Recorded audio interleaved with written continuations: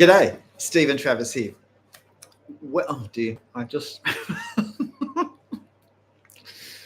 gosh, I'm not sure if I got something between my teeth or it's just the shadow of the gap. So forgive me. Well, hatching, cross hatching, what do you think of it? It seems to me to be the sort of thing that a lot of people have a real love-hate relationship with, mostly hate. Hatching seems to be one of those drawing areas that particularly frustrates people, agitates people, confuses people, something that they feel that we should be using it when we draw, but I don't really know how. I'm not happy with the effect that I get from it. It seems really hard to know how to do it, what to do, but it does seem as if it's important. And it's the sort of thing where we watch hatching videos and we see this sort of thing, how to hatch. And I'm not criticizing that. I use this in one of my videos, so I've certainly done it. But I've heard at the end from some of my students that you can do those sorts of exercises, and afterwards you draw your own boxes and you do your own different hatching patterns on, and you feel like you've learned something. But when you go to draw, you still really have no idea what that means when you go to draw a scene. Possibly if you're doing a building and it's a box shape, that might help you. But it's hard to apply this if I'm doing a panorama, or even if the building is just very complicated. And so it's not as if there are flat sides that orient to the light in a fairly obvious direction. And even then, it can still be hard to know which way am I meant to do the hatching, because I know it can be done in all different directions, and different ways, which just seems to make it more mystifying as to what's the correct way when I draw. So, I certainly got caught up in this early on in my drawing when I began to draw freehand in pen. It wasn't such a problem when I first began drawing, because I'm just trying to find a drawing here that's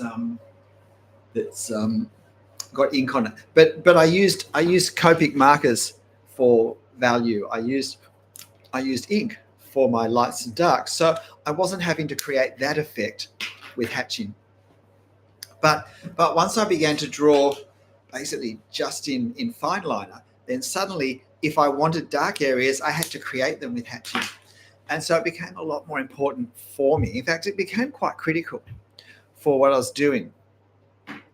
And I, as I said, I never hated it, but I was very suspicious of it. I was very cautious about hatching, and I'd love to hear your comments in the chat about hatching. Do you have a love-hate relationship with hatching? Do you find it no big deal?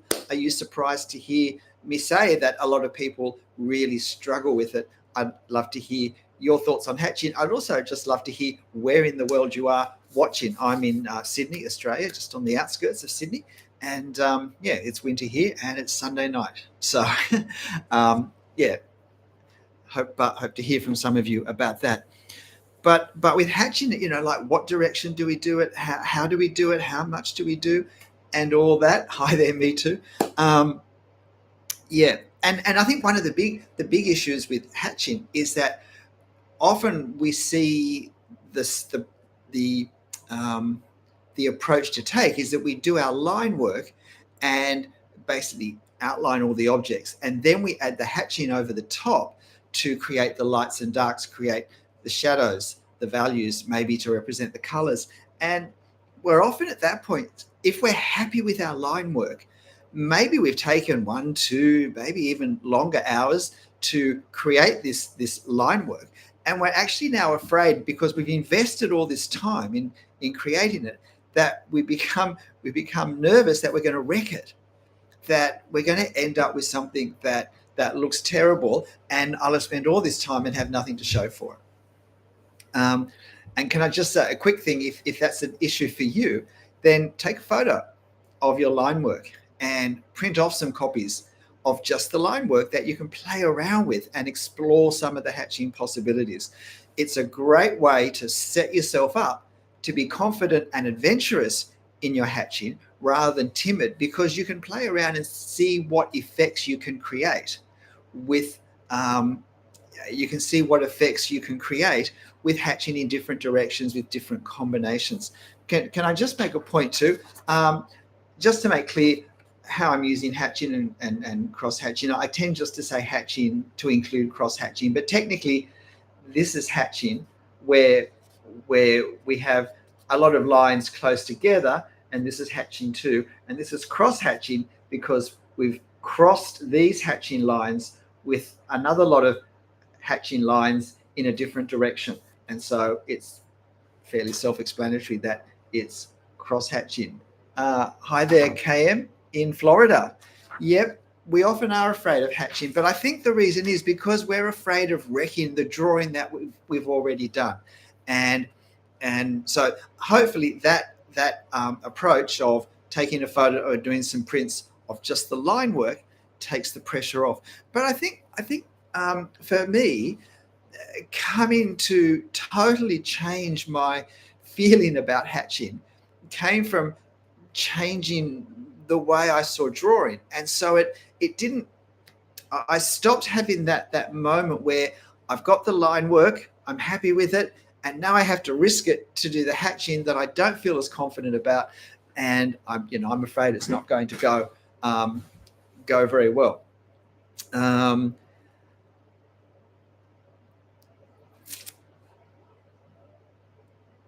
And really, hatching has become my friend. In fact, I now look forward more to doing a drawing the more hatching that's in it, because of the enjoyment I've found and the satisfaction I found with what hatching can do. And as in most cases, what we do flows from how we think. It flows from how we understand. And and we often, I think of hatching as something that we use to apply shade or shadow or possibly a sense of color to objects that we've already drawn. And so we've drawn the objects and we think, well, where's the sun? What's in shade? Where are shadows being cast? Or are there some colors in this that are, very dark, have a very deep value, and they stand out therefore against the other colors? So I want to show that in my drawing. And so we do that. We draw, we hatch to show the color. I'm just going to turn a heater off that's right next to my feet. I think I've warmed up enough. And that's how I understood hatching at the start. It's a way of adding shade, shadow, and some sense of how dark the color is to a drawing that we've basically outlined. Now, and I think that's partly why then we have this problem. We see it as almost like an extra thing added on to our drawing, and we're afraid that it will wreck our drawing. I found that as my understanding of the process changed, the way I used hatching changed, and I began to see it as a way of drawing things that I could never draw when I was thinking more in terms of outline. For those of us who start drawing with architecture or who love drawing architecture, outline is a very it makes a lot of sense that we draw shapes that we see in our reference, because buildings are shapes or things are fairly geometric, and even just grabbing something. This is just a very old Rooftops of Paris kind of outline, but this is the sort of way I started drawing freehand in ink. And as you can see, it's very much sort of lines that define areas and divide different shapes and create the architecture. But it's a subject that suits, if you like, outlining. And then now I've only used hatching for the darkness behind the windows. But if I was putting light direction on this, then I could use it for shadows hatching as well. So we think of it as, when we do subjects such as that, as a way of adding that meaning to it. But when we go to subjects that are not so easy to draw with that mindset of, I'm outlining shapes that I see in my reference on my paper. And I think the biggest example of this is leaves and foliage. That a lot of people who, particularly people who enjoy drawing architecture, seem to really have a problem with foliage. And I think it's because the way of thinking that works well with architecture doesn't work well with foliage. Because if I'm basically copying shapes, if I'm copying shapes with architecture, how does that work when I'm drawing a tree? Because what shapes can I copy? I mean, I can draw the outline of the tree, I guess, but I look at all the leaves and how do I draw the leaves? And so I end up getting lost in trying to draw leaves and often ending up with some sort of pattern that becomes my leaf pattern that I do all over the canopy. So I basically draw the silhouette and then I add the leaf pattern all over it. And some of these may work better than others. Some of these leaf patterns that people develop may work better than others, but they still don't sort of have a sense of being realistic. And very often we only have the one leaf pattern. So every tree we draw looks like it's exactly the same tree. And the trees become a weak part in the drawing because the technique we're using to draw them is not as appropriate for the subject as it is for architecture. And so, yeah, the architecture comes across as stronger, as working more. And that's something we want to avoid. We want every part, our drawing, our scene is not just what I call the star, the obvious attention-seeking subject, but it's the support acts as well. We want the support acts in a play need to be as good at acting as the stars. Sometimes they need to be better. Sometimes some of the lesser roles are more demanding. And sometimes the trees are more demanding to draw than the buildings. So we don't want them to detract from what we're doing. Let me just check a couple of comments here from Ange. Hi, Stephen. I'm always bad with shading and shadows with hatching, so can you please explain that? Yep, I hope to. Smith is saying, I saw hatching for the first time on your videos, and I've loved using it ever since. Fantastic. Well, that's what every teacher loves to hear. So what happened? How did hatching become something I was very cautious of? I never hated it, but as I said earlier, I was suspicious about it. I never felt comfortable with it. I felt hatching was something I had to be extra on my alerts, keep my wits about me. So how did it become my friend? In fact, how did it reach the point where I love doing subjects now where there's more hatching? And I think it's because I partly changed the way I came to understand what the drawing process was or is, and discovered that with a new way of thinking, hatching, instead of being a problem to overcome, hatching actually became a means of really kind of pushing my drawing, I think, to a new level of certainly what I was attempting, and from some of the feedback I've had, what I've been able to achieve. And that's always going to be encouraging for anyone drawing, to see improvement. And as I said, I believe all the drawing I've had, or the improvement I've had, I've seen come from this. So instead of, like, when I began to draw architecture and buildings, it's very much focused on seeing the shapes of the buildings and trying to copy them and get the proportions correct. And then adding the hatching as a bit of a stick-on thing to just create a little bit of effect, hopefully make the building look a bit three-dimensional in some way. But then when I began to draw trees, I realized that they weren't such an easy subject to draw in terms of thinking of shapes and outlines, because they were far too complex for that. And so I began to, because of a technique I developed when I was doing oil painting, which I did before I drew, of trees, because that was my oil painting subject of choice. I had to work out a way of capturing the effect of the canopy using a paintbrush, which is a lot wider than a pen, and with value. And so I had to stop seeing these enormous trees as leaves and see them as a surface that rolled in and out towards me and away from me and had gaps in it. And these roll-in shapes and surfaces caught the light in different ways depending where it was coming from, and therefore had shade and lit areas. They cast shadows sometimes on the foliage that was underneath, and that created certain effects too.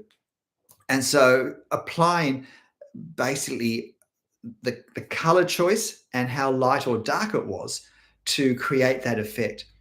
And I began to realize as I drew first with pencil, but then with pen. Fortunately, when I drew with pencil, I used a mechanical pencil so that the nib didn't get blunt. And so I was never tempted to sort of shade the foliage, which can work with drawing with pencil, but it doesn't translate obviously to drawing pen. So I'm pleased I began to work out a technique of hatching to show the shifting values over the surface of a tree, and hatching more and more, cross-hatching when parts of the tree was in shade and whatnot. And this helped me start to think in terms of, well, when I draw, I'm not so much drawing shapes, but I'm capturing a certain visual effect. And the effect depends on lots of things. The visual effect, the way I see something, depends on how far away it is, depends on what color it is, what the light is. It depends on what's around it. And so I'm not so much drawing an outline as capturing the feel of how something looks. And an outline can look very different. If I've got a cutout circle, say some thick cardboard, and I cut out a circle and I hold it up, and I get a sphere, a three-dimensional sphere that I put next to it. The edges in life look the same. Don't look the same. The cutout one's going to have a much clearer, more definite kind of harder outline, whereas the one that curves away, I'm actually watching that edge as it rolls away and disappears from me. And so visually it creates a different feel, a different effect. And so when I draw it, I want to capture that different effect if I'm after a sense of realism in my drawing. Now, if I want to be semi-abstracted or stylized, I might want to capture a more cartoon, more two-dimensional look, and that can be great. But if I'm after a sense of realism, then that's not so much of a helpful thing. So I began to see that with trees, I need to capture the effect. At some point, I began to realize that with everything, I actually want to capture the visual effect of how it looks. I don't want to get caught up putting ink on the paper in any way, which creates a different visual emphasis, different visual clarity, unless I deliberately want to do that. So, for instance, here's another way of showing what I mean.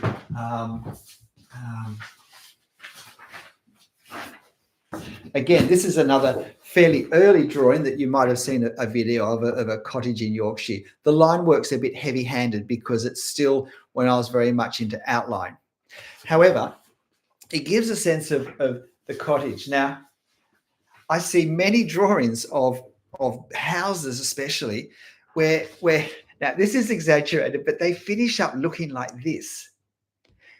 And what's happened is, in an effort to be accurate, to draw all the detail, then a lot of bricks or stonework or tiles has been drawn.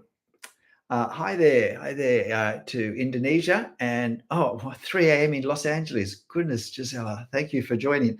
And the effect, when we look at this now, we don't see the cottage. We're so overwhelmed by the detail that the visual effect has changed. It's changed from something that where the lines of the cottage were still the main thing to something where visually we've created a very different emphasis. We've created an effect of detail that actually isn't in our reference. And this was another one I did to just a quick one, to represent that same detail, but not in a way that overwhelms the effect visually that we get in our drawing. So I began to kind of start thinking about the drawing process in a different way, and stop thinking that trying to draw was about drawing shapes, because that made some scenes almost impossible. We might manage a tree, a specimen tree next to a building, but what if I'm in a forest where it's all trees, or in the bush, as we call it in Australia, which is, the Australian bush is such a tangle of sharp and spiky things everywhere, impenetrable at ground level. Unless you come across a path that the kangaroos have pushed through or something. How do we draw that? Because there's just too much detail to try and draw all the plants, all the leaves, the rocks, the whatever, the big bits of bark and stuff that fall from the trees and get caught in the shrubs and whatnot. How can I draw that?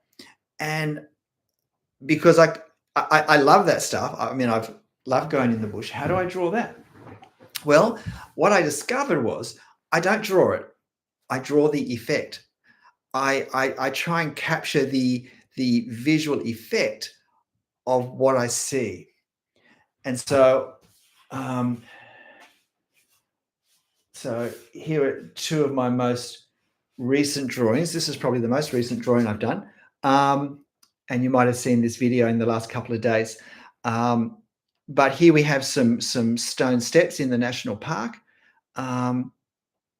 with rocks on each side, and with a lot of leaf litter and bits of leaves and bark and rocks and trees and shrubs growing in the background. Now, it's really coming alive because of the hatching. When you look at it, there's very few lines there that aren't actually part of hatching. What hatching has done, it's enabled me to play with effect over a whole surface. And if you watch the video, you'll see that I spend the first 8 minutes basically doing a very simplified dotted outline of the steps, because I don't want to draw straight lines. Because if you look at the edges of those steps, the edges in life, if you look at the video and see the reference photo, the edges of the steps are very worn over. There's not a sharp edge. So I can't draw a straight line if I want to capture the effect of what I'm seeing, which is the smooth rounded edges. So I need to hatch in a way that visually creates the effect that I see, and also creates the emphasis, that the things that stand out in the scene stand out in my drawing if I want them to. And if I want something else to stand out, then I get to manipulate my hatching to put the attention somewhere else. And it's not just in bush scenes, but for light and dark. And this is the second last drawing like this I did, where again the hatching creates everything, except really for that tree in the sort of foreground, in the midground. Basically, everything comes to life. The grasses, the light and the dark, the shadow, the pathway, the rocks, everything comes to life from hatching. All of the foliage, even the tree is largely defined by hatching. So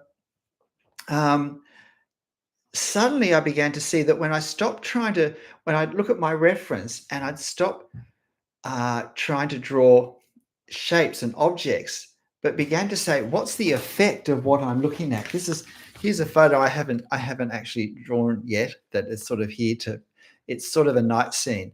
But how would you draw that? Well, you'd struggle to draw this if you were kind of thinking that drawing was doing these outlines.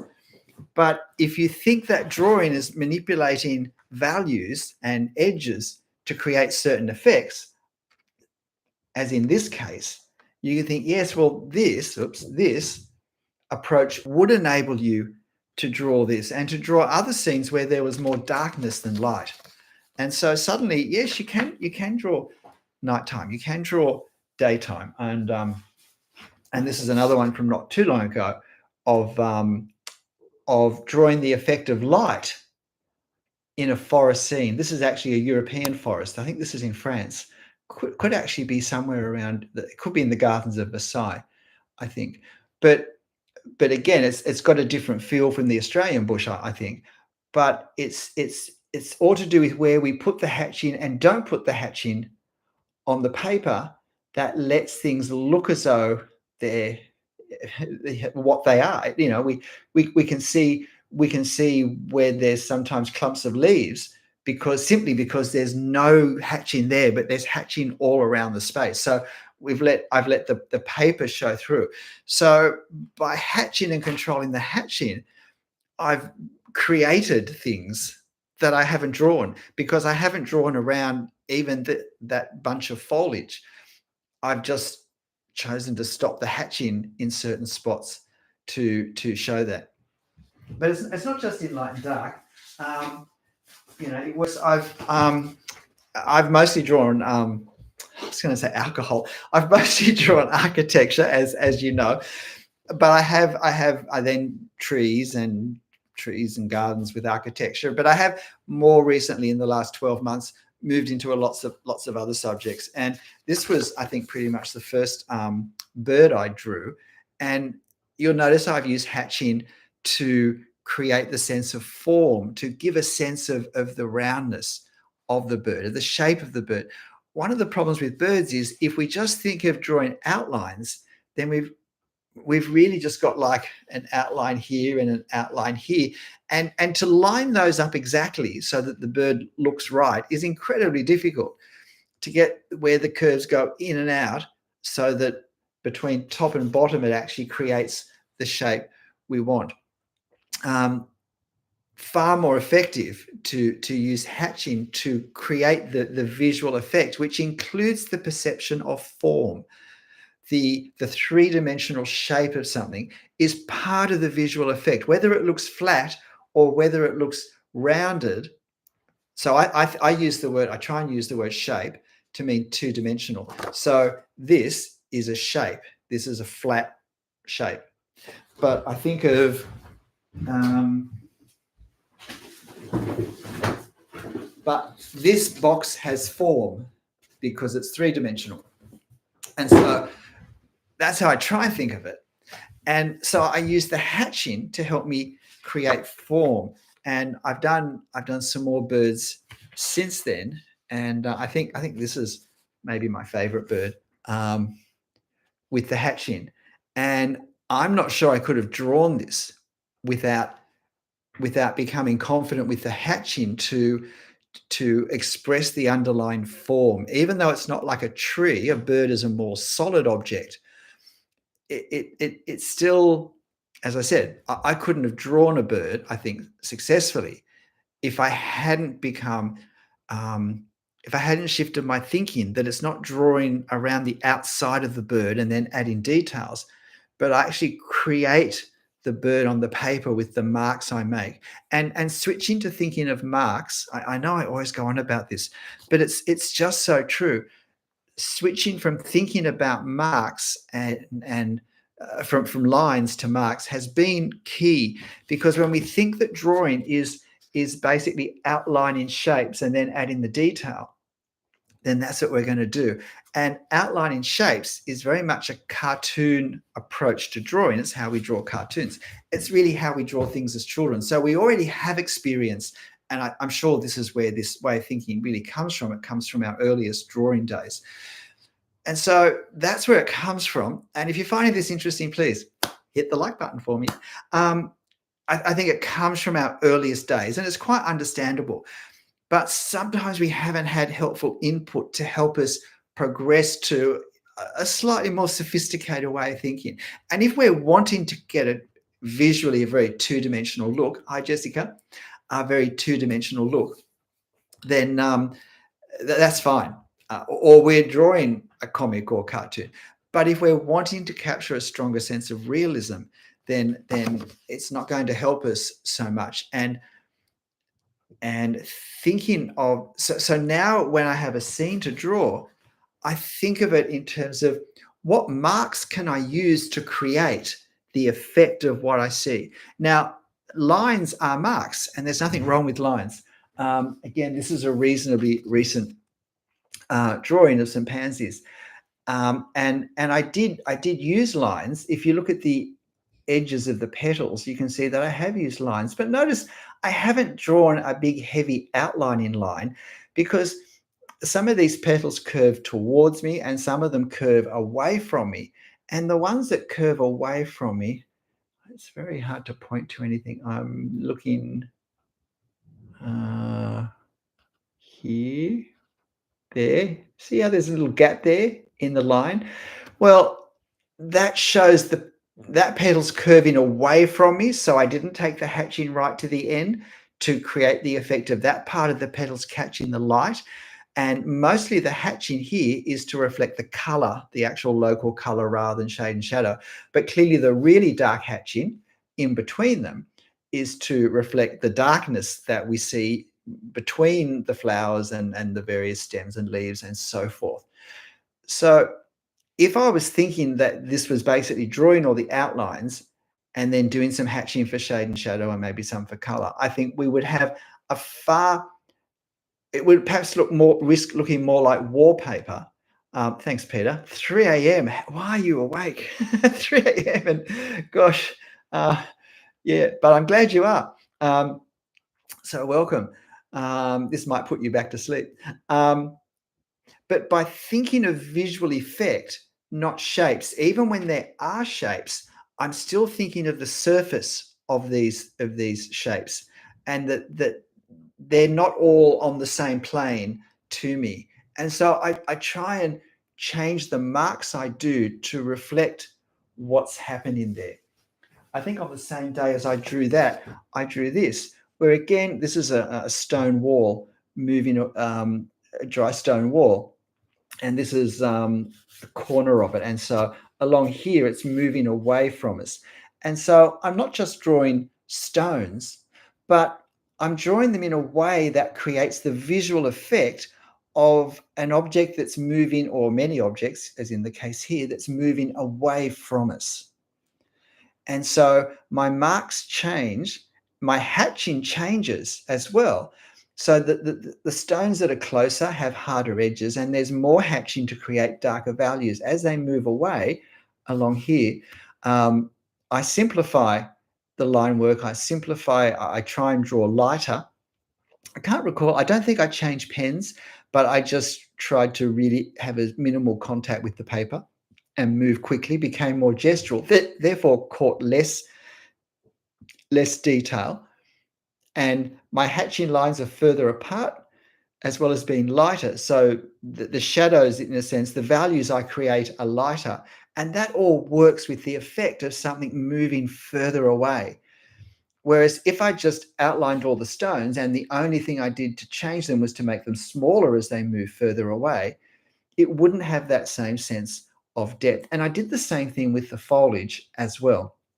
It's not quite as obvious, but with the bushes in the background. And it also let me hatching is a way of, I mean, if you look at my hatching there are very few lines. It's mostly hatching, and it's creating lights and darks. Well, I'm glad you're up, Peter. Yeah, so hatching becomes really the key, and it can express quite complex scenes. Again, here we have some more steps. I mean, I really love steps as a subject, because steps always invite the observer to travel up them, and so they draw whoever's looking at our drawing further into our drawing. So they combine really well with creating a sense of depth. So as we walk up, we get a sense that we're going somewhere. And it's also very good to have something very close to the front, because the closer the closest thing feels to the person looking at the drawing, the further away the furthest things feel. And therefore we get even more depth of plane between the closest and the furthest planes. But again, if you look at this, it's all hatching. It's mostly hatching. Now it's controlled hatching. I'm not scribbling, and I do have positioning lines, and in some cases I do have lines in some of these rocks and the steps and so forth. But if you like, the heavy lifting of this drawing, the real work of this drawing, what makes this drawing the drawing that it is the hatching. It's the controlled hatching to create the visual effect, both where I put the hatch in and where I don't put the hatch in, and how much hatch in I put, and whether it's crossed hatched or hatched and hatched lightly or hatched darkly, all of that creates the effect. I'm not trying to outline objects which I then hatch most of the case. Sometimes I do, but not always. Hatching works really well when we have a lot of ground. This was from a video on drawing the ground and shadows. But again, you look at the trees. Yeah, the hatching. I mean, look at the wire fence. I've drawn the wire fence through the hatching. So it all kind of, the hatching is the key to capturing for translating the visual effect, for translating what we're seeing onto our paper. Hatching is the key. This is why it's my friend, because it lets me draw things I could never draw with lines. And if this is helpful, please hit the like button for me right now before you forget. It does help me. But good morning, Catherine. 7:30. 7:30 where? Not Catherine, Katerina. And just for a different subject, give a sense of, so here I have hatching. This is about my only mountain drawing, but it's a Swiss mountain, so a Swiss Alp, so it's a big one. Now, look at how I've been able to convey the feeling of the mountain.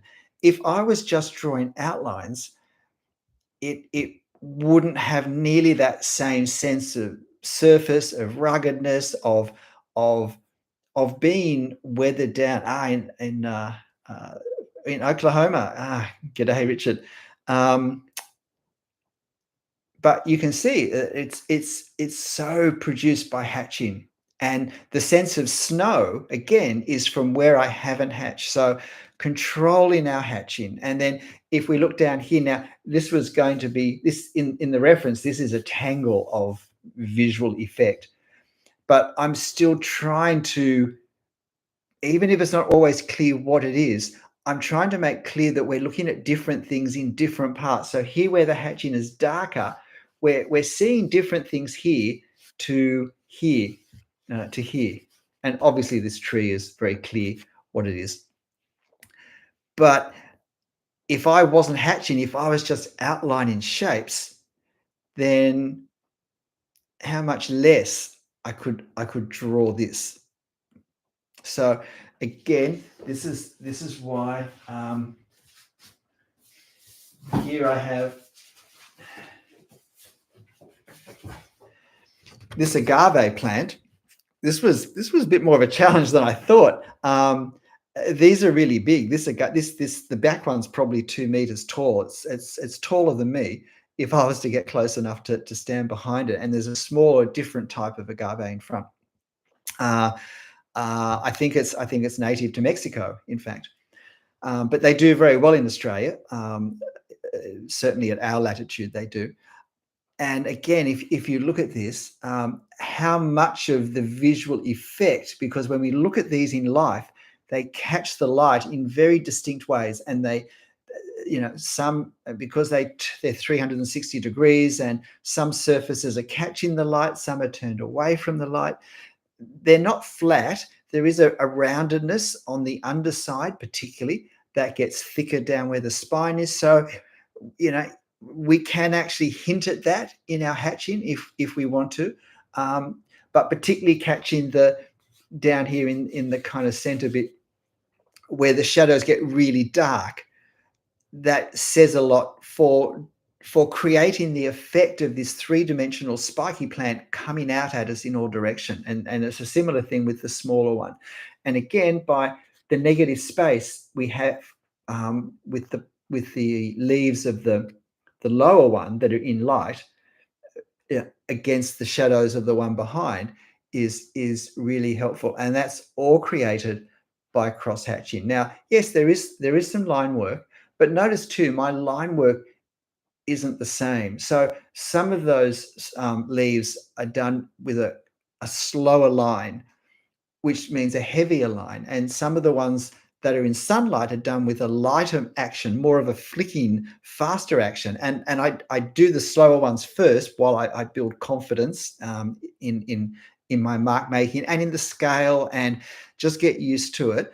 But when I can do the leaves then that are further away that I am defining by line, I use a lighter line to create the effect that they're on the other side of the plant, that they're not as close as the darker ones. And this is all about controlling the marks we make, whether they're lines or it's hatching or they're dots. I mean, I make a lot of marks that are dots and dashes and small things as well. It's all about controlling the marks I make, and hatching ends up to be a lot of the marks. This little one's one of my. I wish I'd drawn this on a bigger sheet of paper, slightly larger. I probably should draw it again. This is, a very dark shaded boardwalk area through a part of the bush where there's we're just coming off a bridge. There was probably a little creek or something running behind us, and we're looking through this very shaded spot to where the path now breaks out of this dense area and it gets a lot lighter. So we're looking through to the light. And how would we draw this if we were just thinking of lines and outlines? Well, we could draw, these lines here, but we wouldn't capture the feel if we just did sort of straight lines, because when you look at the reference, the effect in life, the visual effect is very different, because it doesn't look so sharp and straight as straight lines would do. This is why I never use a ruler when I draw freehand. Even if I want a straight line, I want a straight line that's got just enough imperfection that it doesn't look like it's half drawn a different way. And I've got marks sort of right on the edge, if you look, that hopefully give the effect of little nicks and dents and bumps. But when you look at the trees and you look at the very dark leaves that are closer to me, I've used different hatching approach technique to the leaves that are in the midground and to the leaves that are further back. But by using basically the same thing, by using hatch marks, I've also created the ground. I've created the ground in the foreground, which is sort of relatively smooth, but that has mottled light and dark shadows. G'day, Ian. 7:42 in New Brunswick. Um, but again, when you look at this, all of the impact, the visual effectiveness of this, the capture of the feel of the scene I should try not to move around so much, has all happened through the hatching, not through the line work. You see, we so often think that we draw the lines first, and that's the main thing, that's the proper drawing. And then we do the hatching to kind of enhance the line work in some way. For me now, it's mostly the exact opposite. My line work is often, do we have Aussie tequila? Is that where tequila comes from? I didn't know where it came from. I think I knew it came from Mexico. So that makes a lot of sense. I don't know if there's an Aussie brand. My son would know. Yeah, that is, we're not adding a bit of hatching to kind of, smarten up a little bit the line work. But in fact, the line work is really a frame that I can then hang the hatching on in so many of my drawings. And that's how I think. I mean, even with architecture, here we have Whitby Abbey. If has anyone ever been to Whitby Abbey? I would love to hear just a quick comment with your take on it. If you're ever on it's on the east coast of England, sort of going up closer to Scotland, it's an amazing piece of architecture to walk around. It's the most massive ruin I've ever seen.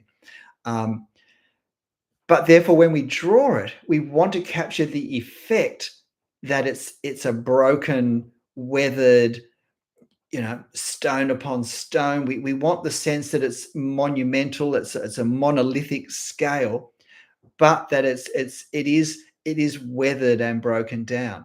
And again, you look at say here, I haven't drawn outlines, or if I haven't drawn heavy outlines, and I haven't drawn continuous outlines. I've left gaps to create a different visual effect,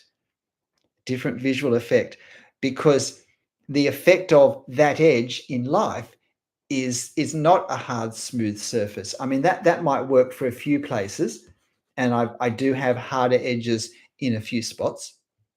And also my hatching now renders the shadows in a way. Thanks. Yes, they do look a bit like. I mean, I guess I feel like my drawings are looking a bit like sometimes like etchings. I wonder whether I should start doing some etchings now. But look, they don't take a long time. Can I tell you that if you haven't seen the video, how long do you think that took me to draw? The dotted outline that gave me the framework, the dotted outline took me 8 minutes to do, and everything else took me 63 minutes to do. It took me just over an hour to draw this. So we can do this once we get into the way of thinking. And obviously, this isn't my first drawing like this. I've done sort of probably at least 100 that are very similar to this now. Thanks, Peter. I have some Biggles books too. It's not necessarily an onerous thing to hatch in this way, but it comes from my way of thinking. Our thinking is the source, should be the source of everything we put on the paper. And as I've changed my way of understanding what at least my drawing is, I won't presume to speak for everyone else's drawing, but as Katerina, thank you. Katerina saying the thing about outlines makes so much sense. It almost feels unfair. Lol, why didn't anybody tell me? Well, I don't know. I mean, like, I haven't read any of this. I haven't read books. I haven't done courses. I haven't watched other videos. I've gone on my drawing journey, and this is what's worked for me. And quite frankly, it's because I have to make, no, I don't have to, but because I want to make all these YouTube videos, it forces me to actually work out my process. I wouldn't have nearly the clarity of understanding what I do if I wasn't speaking to camera twice a day, one way or another, making a video. And so it's been incredibly helpful for me. I'm glad it's been unhelpful for you. I'm glad it's been helpful for you, Katerina, but I am the person who's benefited most. But if you're benefiting from this discussion and you haven't hit the like button, please hit it right now for me before you forget, because that does help. And please leave a comment, not necessarily in the chat, but a comment for the video with your experience of hatching, because that also helps the engagement, helps the algorithm to appreciate perhaps the value of what the video is saying. So that would be great. So this isn't necessarily taking a long time, but we warm up to it. Katerina, the distinction comes from thinking, what's the effect that I'm trying to capture? And if the effect, if in my reference there are a lot of hard edges, straight lines, then that can then be, to reproduce those hard edges, those straight lines, can be a great way to go with our drawing, because it's reflecting what we see. And sometimes we do, and sometimes it's a combination. I mean, I love combining architecture with foliage, because in lots of ways they're very different, and therefore they contrast each other. And darker values in darker green foliage, whether it's darker green just because that's the color, or whether there's shadow involved, really can pop the architecture, really can make architecture stand out. Even when we sort of shaded some parts of it, it can still stand out in relation. But when I talk about drawing the effect, I mean, look at this stonework here. If you were to see that my photo reference for this little, not gazebo, is it a bandstand? I think it is, in a park in Hobart, I believe it was. You can see very clearly this stonework, but it doesn't overpower. Visually, it's not like the main thing we see. And so when I draw it, I don't want to draw those stones that they end up looking the equivalent of this, where we're so heavy-handed in drawing the detail of the stone. We're trying to draw all the lines for the stones, that the effect of those lines now becomes very different to the effect of those stones in our reference. So, I mean, this is the distinction between capturing the effect of something and drawing it. If we look at our photo, we can see all of these stones perfectly, and I could draw them all in. And once upon a time, I'd have thought that somehow, if I could copy all the detail exactly, that would be a more successful drawing. But I've since come to realize, um, I since come to realize that no, it doesn't work that way. That can often look very unrealistic. Steinwolf, what are you saying? Do I get this right? On your tree way picture, you don't do an outline at all, or only very few. So how do you start them? Austria. We have good friends in Austria. So we love visiting Austria. Where's a picture of a tree here? I think I have a picture of a single tree here, which is probably a good one to use. I tried to put, oh goodness, thousands of pictures. Here it is. Here's two of them. It depends a bit on the tree. It's a bit different if we're doing trees like this. But even with these trees, if you look at this Sydney cabbage palm, look at how much of that is actually hatching. Look at the trunk of that. There you go. Look at that. See, I haven't drawn two straight lines down each side to define the silhouette of the trunk of this palm tree. See what I've done? Broken lines, and the texture of the hatching, or the hatching extends past those in parts to reflect the fact that when these fronds break off, oh goodness, Peter, that's very generous of you. Thank you. Goodness. I'll just have to stop and click that kind donation. Now I've quite lost my plot. But yeah, just see that. But again, look at the above combination of line work and of hatching. But if we're looking at a more, if you like, a more foliage-driven tree, so let's look at this one. I think this is I hate everything being flipped. Let's look at this tree. Now, where did I start with this? Now, I can't remember this exact tree. This is a bit of an old video, but I'd almost bet my life on the fact that I said almost that I started in the middle, because that helps me get the proportions better. If I start at the top and I work down and I get a little out of proportion as I go, I'm a long way out of proportion by the time I get to the ground. Or if I start down the bottom and work up, I have the same problem.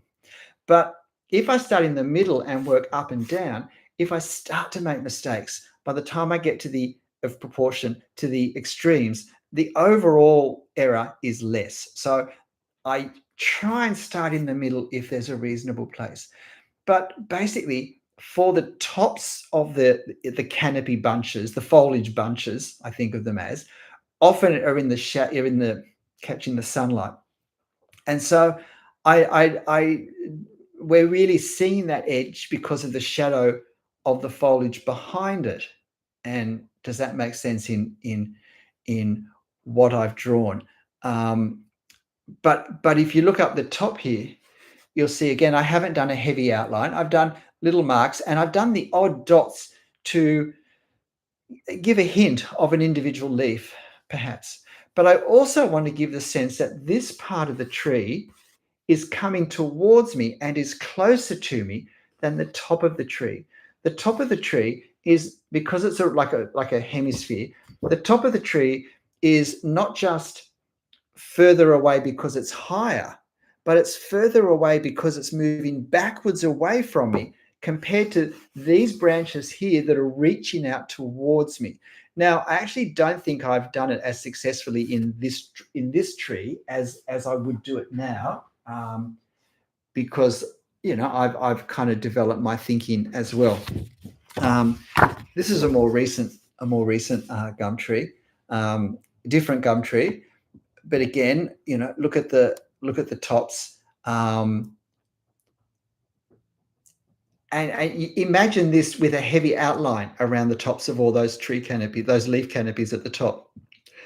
It would give a much flatter feeling, a much flatter effect. But again, look down below, look at the base of the tree.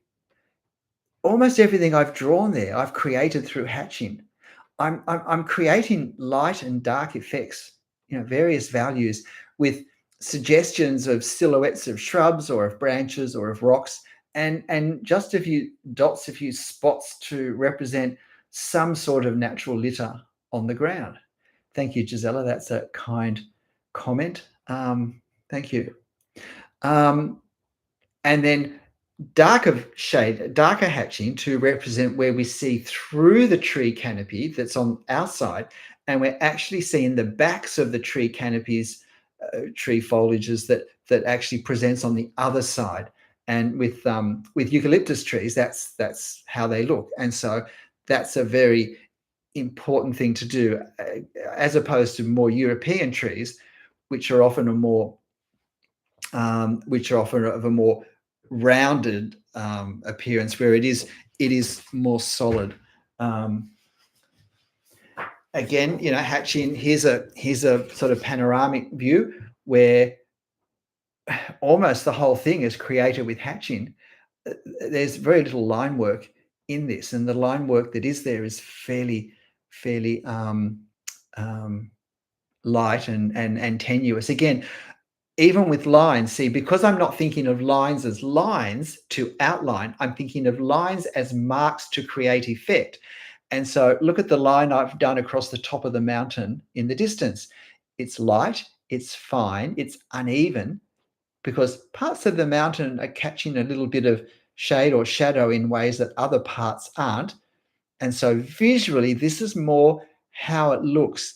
When we look at the photo, we don't see a big heavy outline. So why would I draw one on my paper? Why would I put a line that's actually not looking real? Because it's not capturing the effect of how that line looks.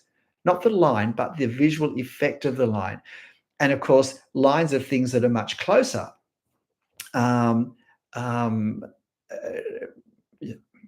need to be drawn differently for the same reason, that to capture a very different effect. But again, you look at the grass is just hatching, but it's controlled hatching. It's hatching where I've controlled the size and the scale and the closeness of it and the layers that move backwards. Good morning, Liz. Welcome. Thank you. Enjoyed the good. Yeah. I'm glad you had to go drawing it. Don't be some of my drawings can look complex, but don't be afraid of doing them. I mean, it's not helpful to be rushing ahead, but it's also good to push ourselves too. And it can help us sort out what we're trying to do. Thanks. Ian, what are you saying? It's interesting to see the early colonial period paintings of Australian landscapes made by European. Yes.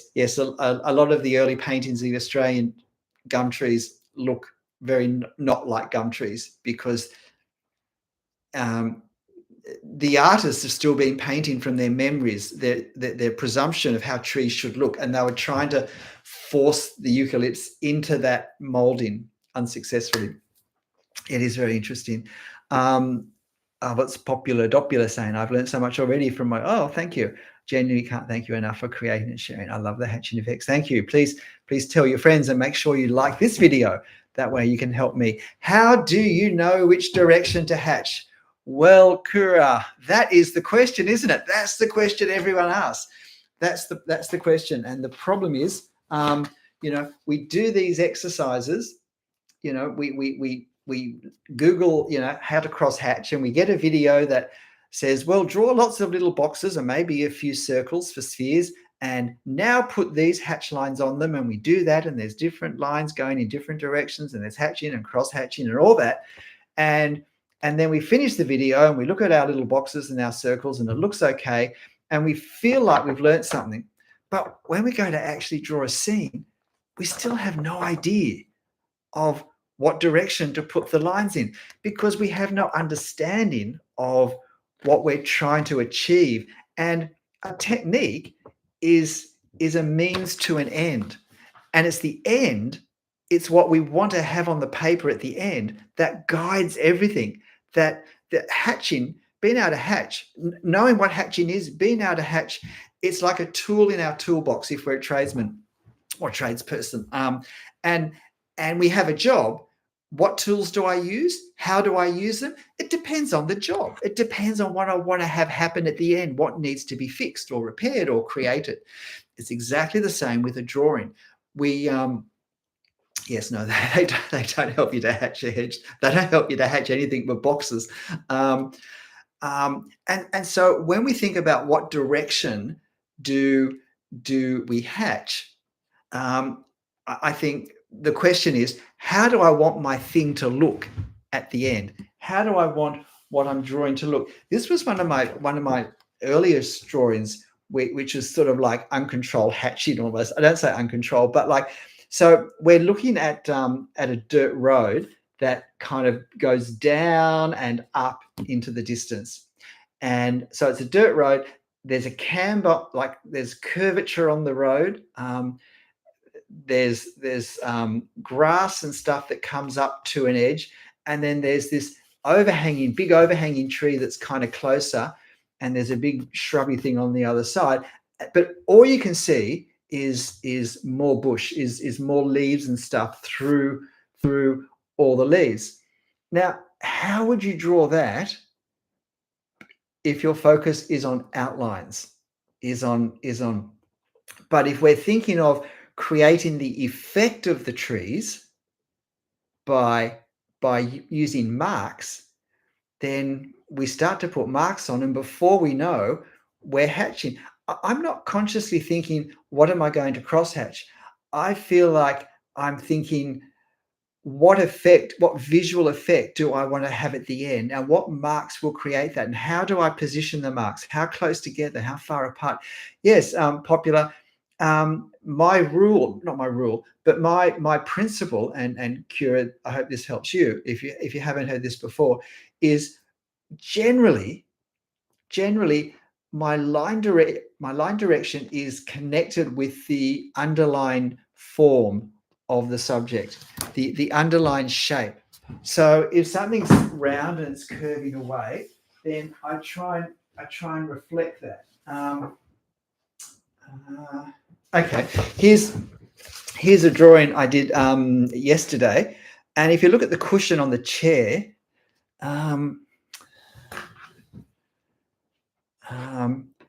can you see here that these lines, they're not straight, but they actually curve over slightly as they come down the cushion, and that reflects the fact that that's the shape of the cushion. It curves down and around.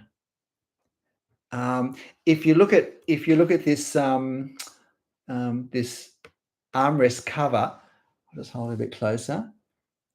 See how where the hatching ends, I didn't draw a straight line along there the way I did for this part here, because with this heavy piece of thick fabric, it doesn't bend to leave a sharp edge, and the way it catches the light is not a sharp edge. And so I wanted to show that, and so I didn't even hatch the same way right up to the edge, because I was just trying to get a hint of the fact that because it's a thick curve and it's thicker in some parts than others, some parts of the curve, as it curves away from the light, still catch a little bit more light than other parts. And so I was trying to kind of capture that sense. And when you look at this armrest cover, those angles are not all the same angle, because the fabric is not bending in the same direction. And so I'm trying to reflect the direction that the line's taking, that the bending's happening in. If we look at these tree trunks, you'll see that my preference, if I can, when I hatch tree trunks, is to do the marks horizontally, because I feel visually that's a nice contrast to the vertical sides. And because with foliage, my marks generally are more vertically aligned, albeit at angles, than horizontally, it also creates a nice visual distinction. We can immediately see the branches much more easily. But again, notice I control the edges. I control how close they get to the trunks. Again, look at the marks I've used to define the tree trunks. Look down here. You see, I haven't drawn a long straight line. If we look, I've got gaps. And if we look, where am I? Here, over here. Again, I haven't drawn a long straight line. I've created a bit of a ragged effect, sort of in and out, because that's how it looks as bits of bark start to come loose and flake away, or just lift slightly from the tree. And sometimes the gaps I've left here, they simply create the effect that sometimes, because of the way the light is striking the tree trunk and the silhouette that we see, and things that may be causing value, whether it's color or whether it's some little things casting shade or not, some parts of the edge feel less substantial. They're lighter. Yes, thanks, Popular. Yes, the shadows on the grass. Again, how do we draw grass? Look, it's crazy. I've got a few videos that are done very well, and they're often ones that I almost didn't make because they didn't sound important enough to make it, like how to draw gravel and how to draw grass. And it's because these things, they're not necessarily straightforward. Now, if you look how I drew the grass mostly by drawing the grass that's in shadow. And Kira, if you're still listening, I drew the hatching for the grass in the direction that reflected the underlying form of the grass, which is straight upwards. Now, let me tell you, that's more time consuming than if I just tried to do horizontal lines, which would have been far quicker. But they would have become confused with the lines on the tree trunks, which are more horizontal, which wouldn't have been helpful. Now they look very different marks, so we can tell that the visual effect is different because it's a different subject that does look different. But it does take longer. And look, some subjects we just have to have a commitment to the time it takes. Now, because this is about the trees and the shadows and the silhouettes and the negative space, I mean, the grass here is more important than it normally would be. But that meant I had to sit down, prepared to use whatever time it took. But look also down here. My marks down here are larger. They're higher. They get smaller as they move further back, because as we move back, we have foreshortening. We have perspective in everything. Perspective is not an architectural thing only. Everything is affected by the position we view it from.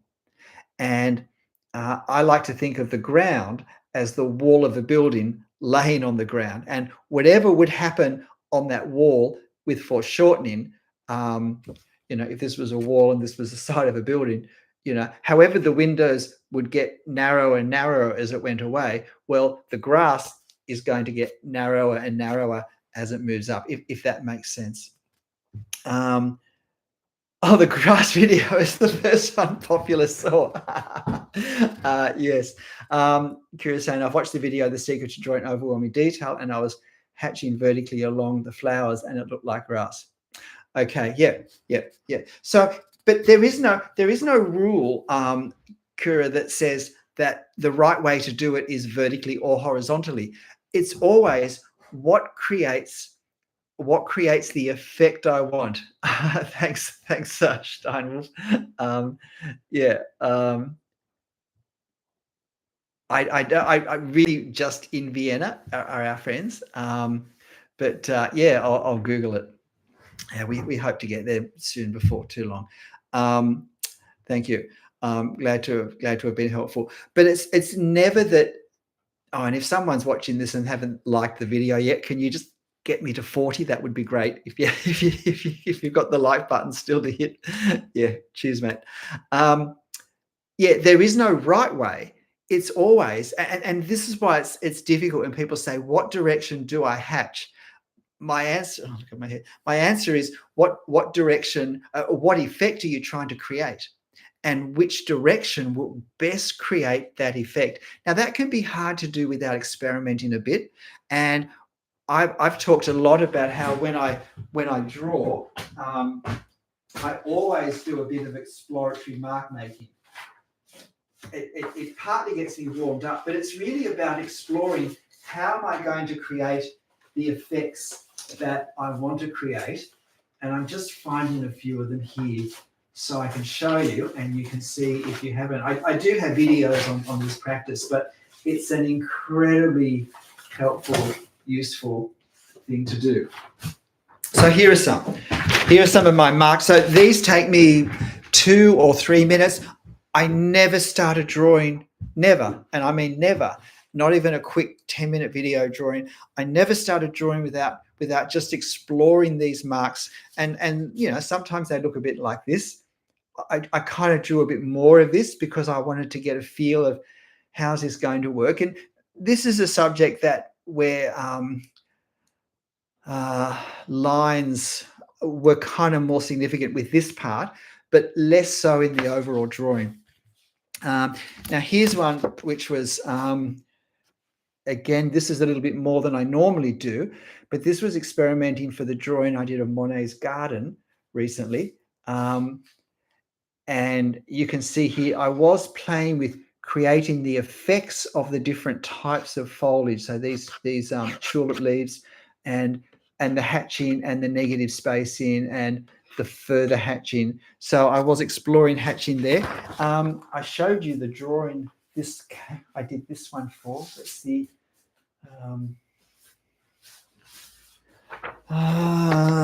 It's probably been stuck over this side now, is it? Yes. Here for this drawing, this was my mark making for it. This was my experimenting. I also experiment with the pens I'm going to use. So will the pens I'm thinking of using create the effect I'm after? And down here, I was, you can see I've used a heavier pen and I've changed pens to a lighter pen. And you can see, you know, I was playing with that lighter line up the top. I was working out just the hatching for these darker values, whether they were shadows on the hillside or whether they were from trees. You know, I can't remember. And then different effects that then meant when I began making the marks on the paper, I could be more confident about making them. I could have a sort of boldness. Here's another one. This was a bush. This is one of the first sort of bush scenes I drew, and I'm exploring the different marks I'm going to use. Now look at that tree trunk on the left. Again, I haven't just drawn 2 straight lines. I've done a whole series of marks to capture the effect, the visual effect, how it looks when we see it. And it doesn't look like 2 straight lines. And that would create a very cartoon flat look. And I'm trying to create a sense of roundedness and of surfaces moving away from us and some parts being closer to us. I'm also exploring different marks for different types of foliage to see if they look different enough so that they will convey the meaning. They'll have the effect of conveying the meaning in my drawing of different plants, so that it won't all look like the same thing. Here's another one where this drawing really exists almost only in hatching. If you look at the ground, there aren't lines. It's all hatching. And what direction do I do the hatching? I do the direction that creates the effect I want. And because this is the ground and it's fundamentally horizontal, my lines are fundamentally horizontal. But the ground does go up and down, and so my lines reflect that. Actually, that's what I did need to say. Where's the drawing? I've now got such a mess of drawings everywhere. This is where I so easily damage them because I'm, flicking them and grabbing them and trying to see what's what. But it's over here. Yeah, I talked about this one when I was drawing it, mentioning how there's a camber on this dirt road, and so my marks reflect the slight hump in the center and the fact that it falls away on each side. So this is showing the principle that my hatch lines, what direction do I do them? I do them in the direction that reflects the underlying form. And what direction do I do the hatch lines on the leaves, on the foliage? I sometimes I do consciously kind of see individual leaves, but mostly not. It depends on the size of the leaves and the scale, how close we are to them. But I'm thinking of just that cluster of foliage that I'm hatching.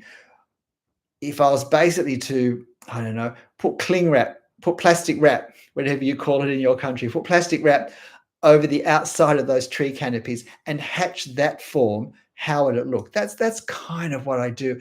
But I also, if it's a spiky surface, so the way the leaves look at the top of the tree, at the top of the leaf canopies, is different to how they look at the bottom, because they hang down at the bottom more than they often come out a bit sideways at the top and they're at a bit of an angle.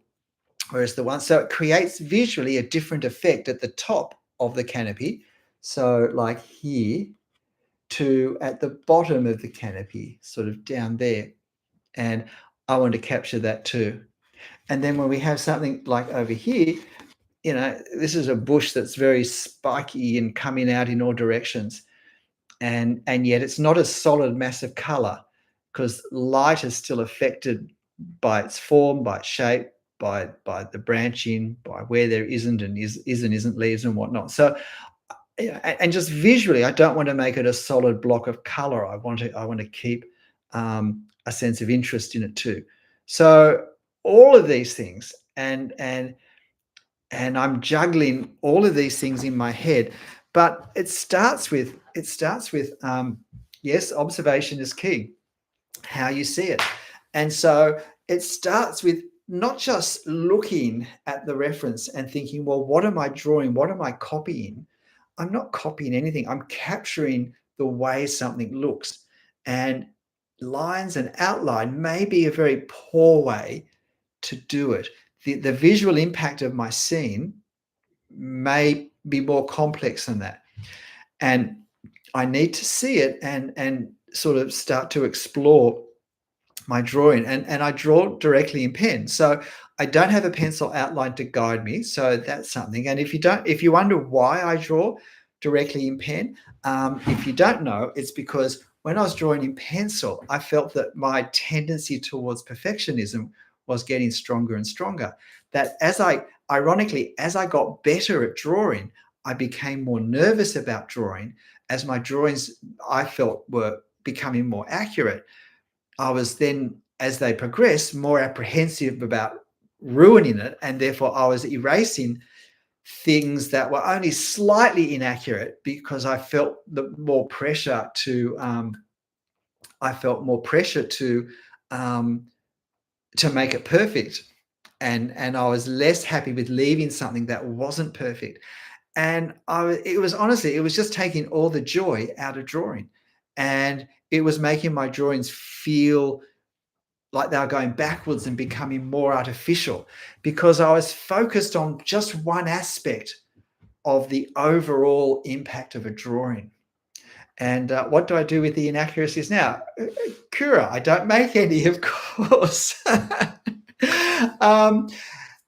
Just as hatching has become my drawing friend, mistakes have become my drawing friend. Because when I make a mistake, firstly, when I put a mark in a place and I think, that's not what I wanted, I have a few choices. I can spit the dummy and tear it up and walk out of the room. Or I can say, okay, well, like, this isn't a commission. This isn't for an exhibition. I'm learning to draw, and that's a process that I'm engaged in. So, firstly, I mean, this assumes that you are learning to draw, but for most of us, that's what we're doing our whole life. Um, we're learning to draw and we're improving, and so it's always this improvement journey. And so, when I'm drawing, when I put a mark that's not where I want it to be, I stop and I look at it, and I think, and can I tell you that if you look at this video, which isn't a very old video, maybe in the last 2 weeks, of a galah, one of the, I think it's one of the 56 species of Australian parrots.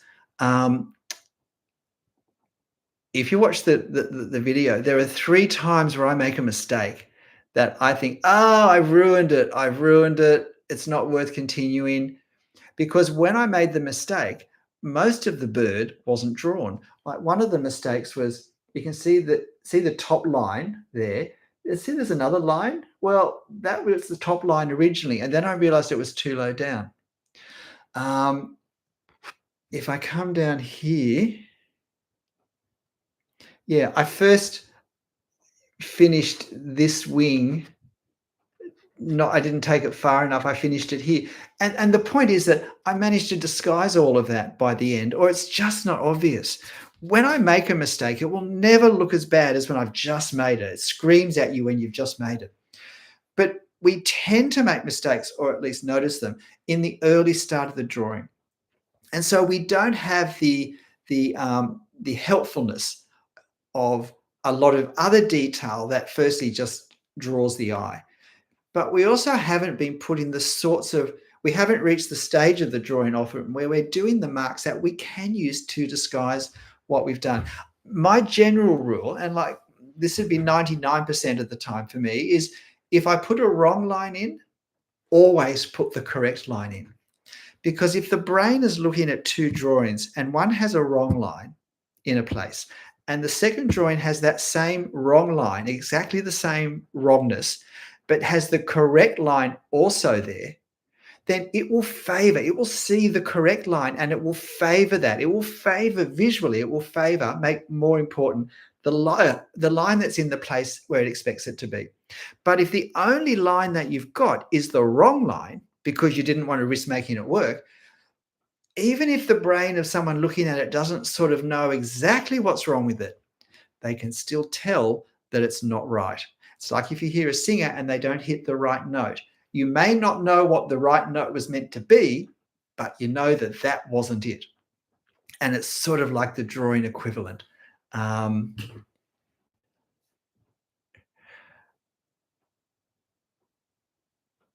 Yeah, look, absolutely. Learning to embrace our mistakes. I do have a few videos on learning to deal with mistakes, ways we can cover them up. But as much the headspace, as much understanding mistakes as part of the drawing process. If I make a mistake that's so bad that I wreck the drawing, okay, it's not something that I can recover from. Firstly, finish the drawing.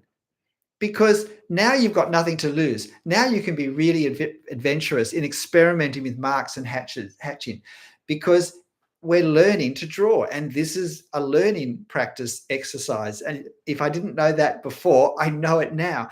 And there are things we only learn in the second half of the drawing because they're second half of the drawing skills. And if we give up every time, if we think we wreck a third of our drawings and we stop when we think we've wrecked them, then the second half of the drawing skills, we only get the chance to develop with 2/3 the practice that we actually get practice at the first half of the drawing skills. And so we're not going to be balanced in developing our overall thinking and approach. And let me tell you, it's the second half of the drawing stuff that's fun. Who likes starting a drawing? We all love finishing the drawing when we're pulling things together and and we're tweaking it and we're making parts sing, or just really, ping off visually with what we want, or we're having fun pushing some values a bit darker and creating a stronger sense of drama. I often use the phrase visual drama, and I think contrast is great for creating visual drama. We don't want a lot of midtones. So we want to explore with our hatching to create strong contrasts next to each other that really add a sense of movement, I think, to a drawing. And of course, hatching is great for that. And if someone's watching and hasn't hit the like button yet, please get me to 50. That would be great. Let's have a look. Seems like the artist is the only one who will notice any mistakes. Well, sadly, that's not necessarily true, but it's often true because we know what we were aiming for. We know what we were wanting to have. Give it a chance. That's right. Stick with it. Ian saying my mistakes are glaringly obvious to me, but nobody else seems to notice them. Yeah, and like some stylistically, sometimes our style is more conducive to helping hide. But I just can't believe how almost all the time there is a chance to really hide or distract attention away from something that really isn't in the right spot, or you simply don't notice it with all the detail at the end. What's Shrail saying? One question, sir, please. I'm having a psychological trauma that when I write something like character for novel, and when I write anything about character, that being reference to it, location and about character. Why do you stay positive and focus so accurately to location and people? Shrail, I'm not 100% what you're asking. It seems like it's a question more for an author rather than an artist, and about writing rather than drawing.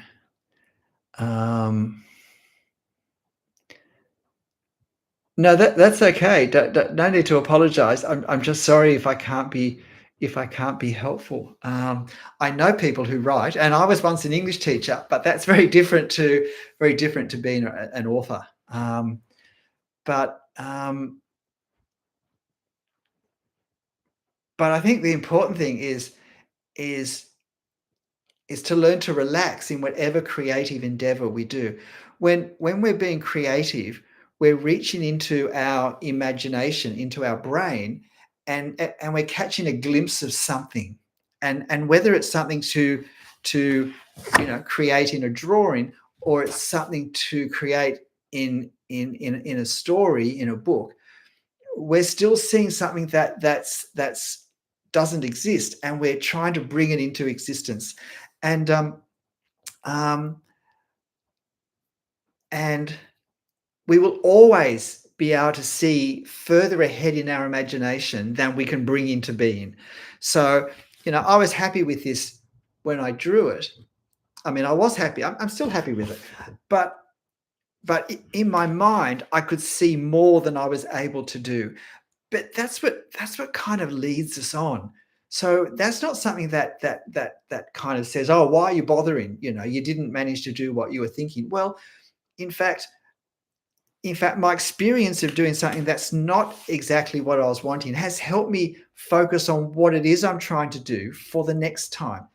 And while I will always, I believe, lag behind bringing into being what's in my imagination, what I do bring into being will, I believe, continue to improve because I get to build on what I've done. Who was saying something like that?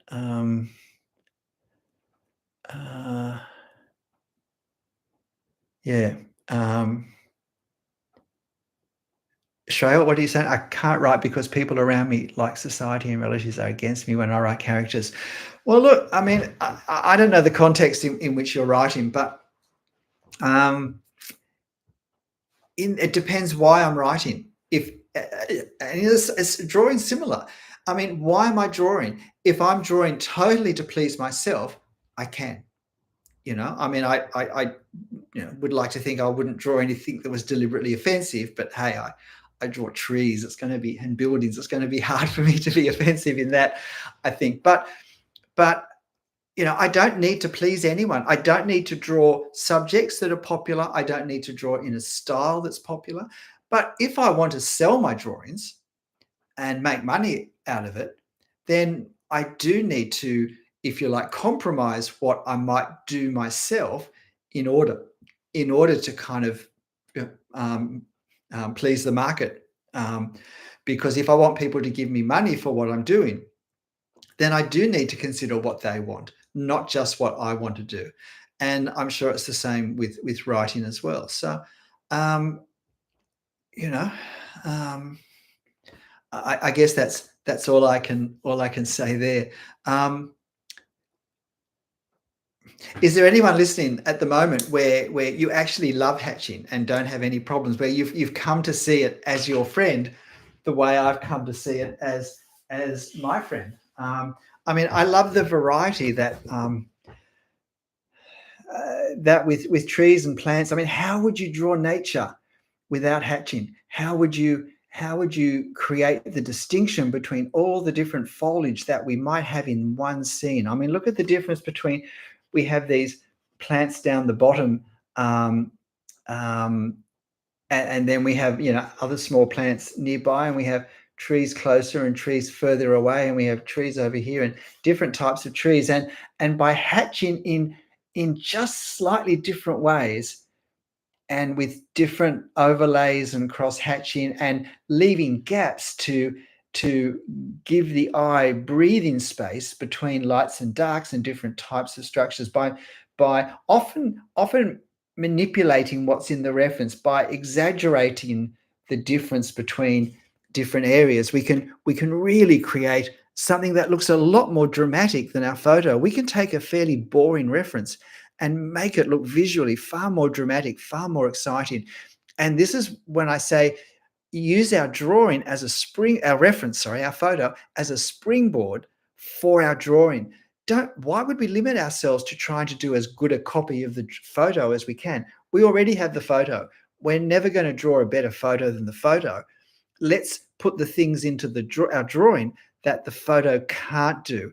Let's get a strong sense of depth, and let's play with marks and lines and textures and create the effects and make choices of where those effects are that a photo can't do. A photo just captures all the detail, which is part of its strengths, but it's part of its weakness, because the detail can be overwhelming. It can be hard to distinguish what's happening. It can look very flat because it's a one-eyed view, so we don't get the stereoscopic vision and the sense of depth. If you want to see the difference between looking at trees, I mean, this is also why trees are so hard to draw from photos, because the whole sense of depth is lost. So the sense of some branches coming closer and leaves being closer and others further away, they all look pretty much like they're the same distance. And that makes it even hard to understand the three-dimensional form of the tree from the photo, let alone then to be able to draw it. And if you want to see the difference that it makes between looking at a tree and a photo, look at a tree, and then cover one eye and keep looking at the tree. And it will be so much harder to see what's happening with the branches and the leaves, because we've suddenly gone from stereoscopic vision to looking like a camera lens just through one. And so our brain doesn't have two slightly different pictures to combine together and give us the sense of depth. And that's the difference that happens when we go from seeing a tree, taking a photo, and looking at the photo. We lose all of that sense of depth. And when I draw, I need to try and create the effect that we have in life, not copy the limitations of the photo's capture, because the photo is not always better. So is less better than more hatching? It depends what we want to hatch. This is where I'm just not so sure where people have come in and what they've seen of all the things I showed earlier. But, one of my most recent drawings that I showed at the start of this, there's an awful lot of hatching there, but I don't imagine that I could have done less hatching and still created the effect of the light coming down the pathway in the bush, and particularly the darkness in that front right corner, which probably took half of the drawing time to do, even though it kind of wasn't particularly a very interesting part to do. As I said before, sometimes if we want to draw a scene, we have to accept the fact that there'll be a bit of work. But again, this only took me about an hour to draw. Like, this doesn't, I mean, it's not real big, but it doesn't have to be onerous. Once we once we ha- once we've learned how to use the tools really can speed things up. Once I've learned how to hatch, and I've learned about the principles of hatching, then once I've worked out from my reference what I'm trying to draw, it's easy enough to use, not easy enough, but it's much easier to use hatching in a helpful way to create that effect, to capture that effect. I mean, this is another one where there's not much I could have left out of that and have not lost the effect of the light coming through the forest this is a French forest. So, is less better? Well, it wouldn't have been there. In this one, I could have done a few bits of hatching less, but I think we need it at all. So it just comes down to what effect am I wanting to capture? I mean, we don't have to do a lot, but it depends. Sometimes this drawing, the shadows, the sun was kind of overhead, so the left wall is all in shade, and part of the front wall is in shadow from the overhanging eaves, and so that created a fair bit of additional hatching. And then there was a difference in color between the upper and lower walls, and so on the shadowed side that was obvious, so that created more hatching. But I mean, if you look at the tree trunk, again, it's not drawing a heavy line around the tree trunk. It's capturing the effect, the jagged, rough. People ask about what direction to do the lines. Look at the lines, the line direction for around the outside of the trunk where it comes up from the ground. I'm reflecting the fact that it sort of comes down and curves into the ground as it goes around. So the underlying form guides me. It's at least my initial starting point of thinking for what direction do I do, do I do the hatching. Imagine with that tree stump and just that little bit that sticks up. Imagine if I'd just gone at 45 degrees all the way around it. Imagine how different the effect would have been and how much less realistic the effect would have been. It's not about capturing the shape, it's about capturing the visual effect of how it looks in the reference and therefore how it looks in our drawing. Capturing the effect is always what it's about. And if you have watched my drawing the effect of details, you can see it in action with the stonework in this building as well. You don't draw all the detail because then it overwhelms visually the drawing in a way it doesn't overwhelm how it looks in the reference. And so I want to keep the balance of what's the strongest visual impact from the photo, from the scene. In most cases, I want that to be the strongest impact in my drawing. And I don't want it to be distracted. But again, look at the hatching for that tree on the right-hand side. Like, look how effective it can be and how, and like, yeah, I mean, there's sort of less hatching there and it's very effective because it's suitable for the effect, for the tree and for its position in this overall scene. I didn't want to make that hatching for that tree too heavy because I don't want too much attention to go there. I'm happy for more attention to go to the stump because we look at the stump and we go really close in the foreground and really low. And then what do? Then we look up. Then we look up the hill, up the slope, up the front of the building. And that's kind of like the whole vibe. This scene is very much this sort of low down, upward looking, with this building taking the whole. It's actually the studio of a very famous Australian watercolorist from the 1800s, Hans Huyssen, um, in the outskirts of Adelaide.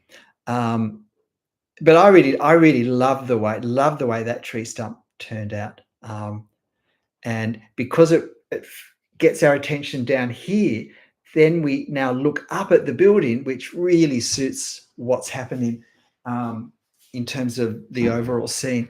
What do I think of tracing as a tool for beginners?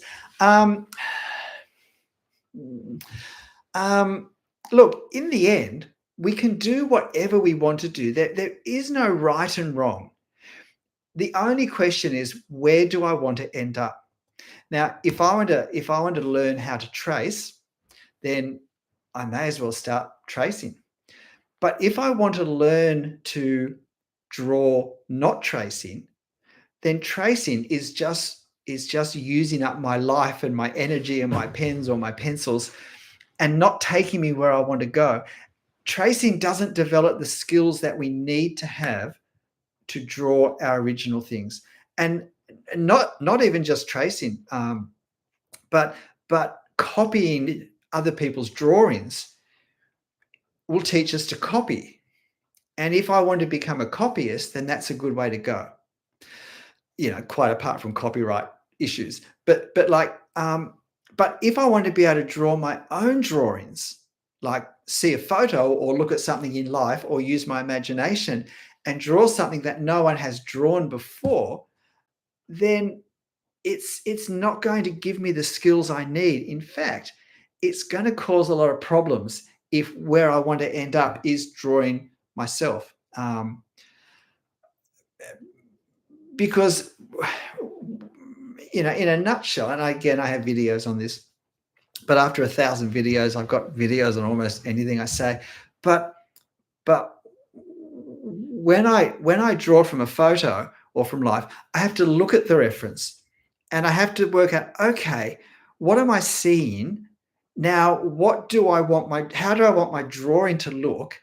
Now, how do I translate what I'm seeing in a way into marks that I can use my pen or my pens or pencil, whatever, on the paper to create that effect, those effects? How do I do that? You see, the problem is not putting the marks on the paper so much.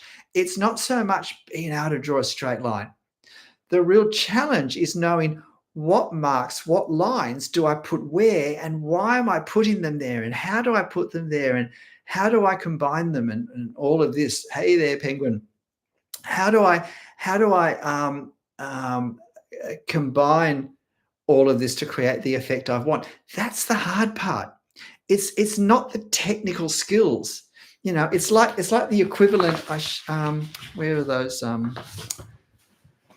Where did I put that sheet of paper with the here? It's like the hatching equivalent. It's not this. This really doesn't teach us how to hatch, because it doesn't tell me, when I'm faced with a scene that looks like this, straight lines on the sides of boxes is no use. The question is, for what I want to produce, what do I need to do? And it's working out what that is. That's the hard part. That's why I say I reckon 90% of, or even more, 95% of the success of a drawing happens without the ink touching the paper. It doesn't take 95% of the time, but the value of the impact is, I think, 95% of the observation of our reference, of working out what we want to do, what our aim is in our drawing, of working out what marks will create that, and not just that, but then how to start, and like the strategy to actually put it all on the paper. That's the hard part. Now, just get back to copying. What happens if you copy one of my drawings, say, even if you copy a complex drawing and you put this, you print it off and you get your paper and You very carefully match my line for your line. What have you learnt to do? You've learnt how to match one of my lines with one of your lines. But you can't now get another forest scene and draw it the way I've drawn it, because you don't understand anything of the process of how you know what lines and marks to use to create the effect you want, because we only learn that by having to work it out ourselves from our reference. It doesn't take much skill to copy a line from here onto here. The skill is knowing, what line do I draw in the first place on a blank sheet of paper, looking at nothing but a photo? How do I translate it? And we don't learn those skills when we copy someone else's drawings. But what we can do, and I think this is why it's so tempting, is because it's much easier to copy than to be creative. We can get a better looking drawing much more easily if we do copy someone else's drawing. And let's face it, that can be really tempting. But, and if that's what we want, then that's fine. I said there aren't any rules, as long as we respect copyright and whatnot. But if what I want to do is learn to draw, it's not taking me in that direction. And I think that's a shame. It's like, if you want to draw in pen, then don't start in pencil, because pencil it's not like kiddies drawing in pen. Graphite is its own wonderful medium with its own strengths and weaknesses and things you can do and things that it's harder to do with it. So start in pencil and live in pencil if that's what you want. But if you want to learn to draw in pen, then start with pen.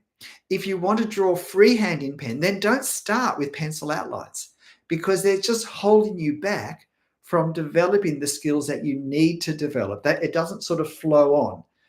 You're better off starting from scratch, doing what you want to do, drawing the way you want to draw would be my advice. And dealing with whatever issues come from drawing directly with pen. As I said, I don't even know if I finished the story that I began a long time ago about I gave up drawing with pencil so that I could stop erasing, because my perfectionism was, I thought the better I got at drawing, the stronger my perfectionism became, and the less fun it was, and the more pressure I felt, and the more scared I became of making mistakes. And we can't draw to our ability if we're afraid of mistakes, or if we spend more time going backwards by erasing wrong lines. And I thought, well, the one way to stop that is to draw directly in pen. I can only go forwards. I have to keep pushing through if that's the case. And I found that worked tremendously well. I really got over my perfectionism, and when I couldn't erase any lines or marks, that's when I learned just how much I actually can hide most things. Someone's asking me, someone's saying that, myself and Louis Collan are favourite pen artists. Well, thank you. That's a great honour. I must look up Louis to see what company I'm in, but I'm sure he's amazing. Liz is saying, so continuing on what CMYK asked above. I missed that comment. Maybe I missed a few comments. Oh dear, I think I did miss a few. Sorry about that. Oh dear, I have missed a few. Sorry, everyone.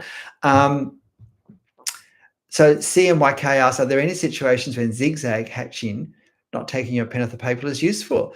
I imagine there are. And look, occasionally I do. My general principle is zigzagging is probably not a good habit to be in, simply because we can end up paying less attention. It is harder to control. So, and quite frankly, control is important when we're trying to create effect, especially when we're creating effect by leaving paper blank. 1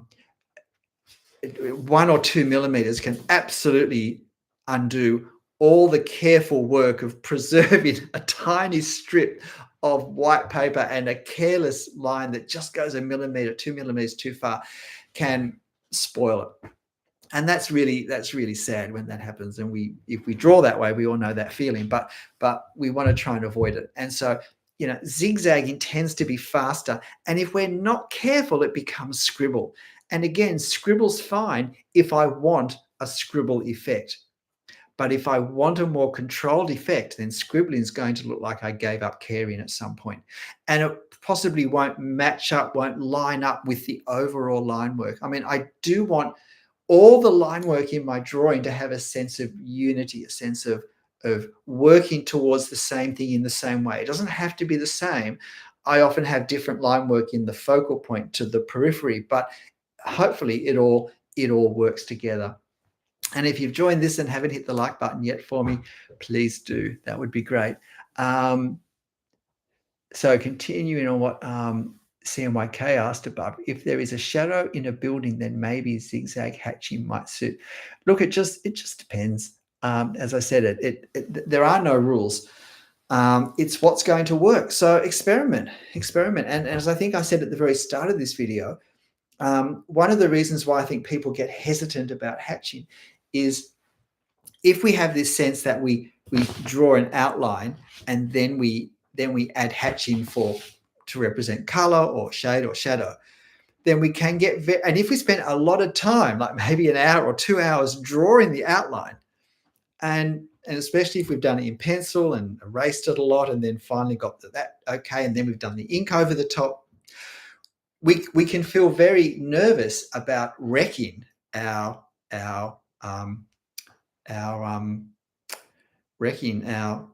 line drawing by messing up the hatching. And one way to get around that is to take a photo of the thing and print off a few copies the same size, just with black ink on a sheet of paper, and use those to hatch and explore hatching. And so we're not worried about wasting this line drawing that we spent so long to get right.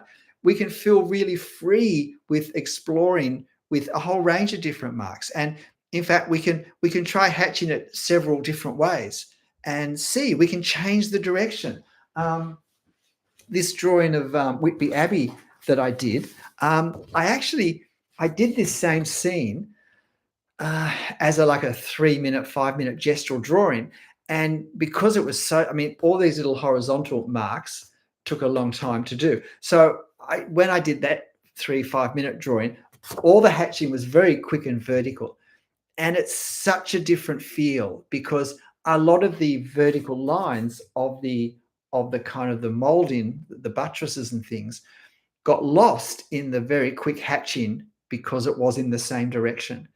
And so taking lines in different directions can be more time consuming, but the line direction does matter. And so if we have a line drawing that we print off some copies of, we can then explore the differences. And this is how we learn. I mean, how we learn is by trying different things, seeing the effect and working out what's creating the effect I want.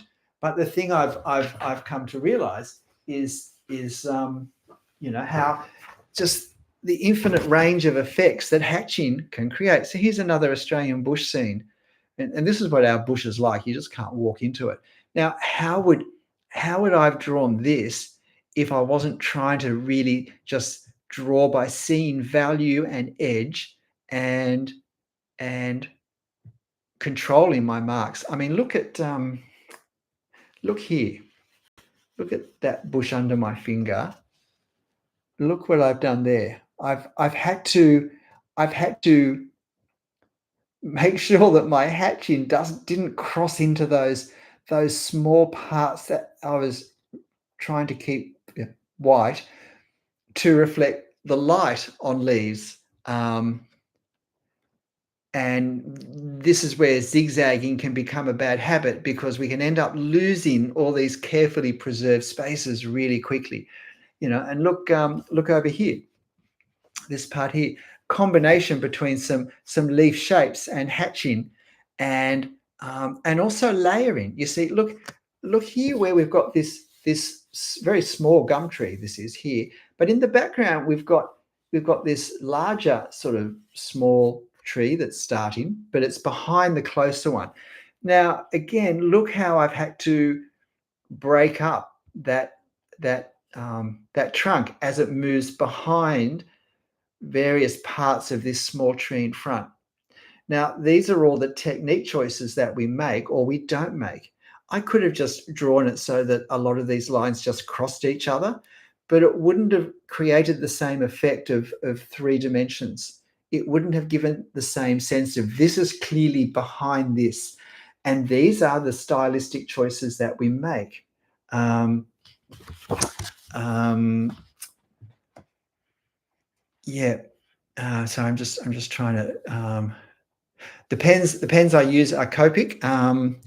Look, I use Copic because when I decided to start drawing in ink, I just went to my local art supply shop and I bought maybe 2 or 3 brands. And of those 2 or 3 brands, the Copic ones I like best. And I've just used them ever since because I like them. And I do recommend that you choose a brand, whatever brand, and you stick with it because all brands handle differently. And particularly at the start when you're learning, you don't want too many variables. You want things to be as consistent as possible so that as you draw, not many things are changing at the same time. And so even the way the pens feel is different, the way they sit. And I always put the cap on the pen when I draw because it pulls the center of gravity back slightly. And I feel like it sits in, it probably depends how long your fingers are and things, but I feel like I have more control over it this way. So if you don't put it on, can I suggest you try it and just see? But I find the pen balances more nicely. It wouldn't surprise me if they actually design it so that the cap is on the back when you draw. Just a little distraction there. Casey always enjoys my videos and my passion for showing your process. Well, I don't know how you can teach without showing process. And process comes from how we think.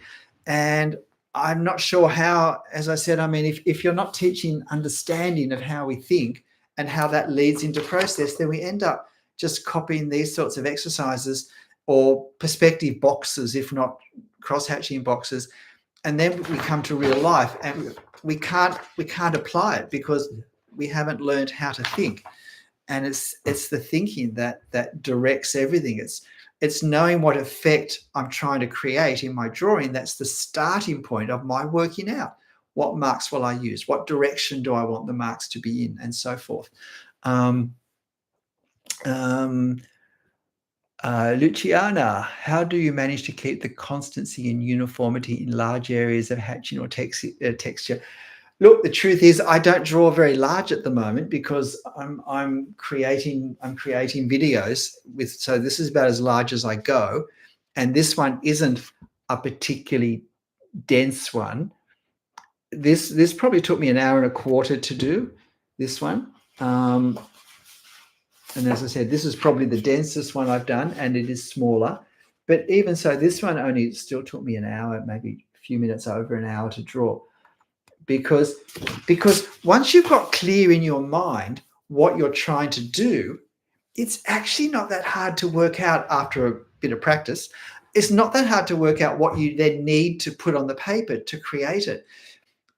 The problem we have when we draw is that we rush to put the pen on the paper before we actually know what we're trying to do. And so we become like, the blind leading the blind. We're blind, our pen's blind, and then we wonder why lines aren't in a good place because I wasn't focused. I'm actually exploring with my ink on the paper when I should be exploring in my head first, and then maybe on a scrap of paper even at times to check whether the marks I think will create a certain effect actually do.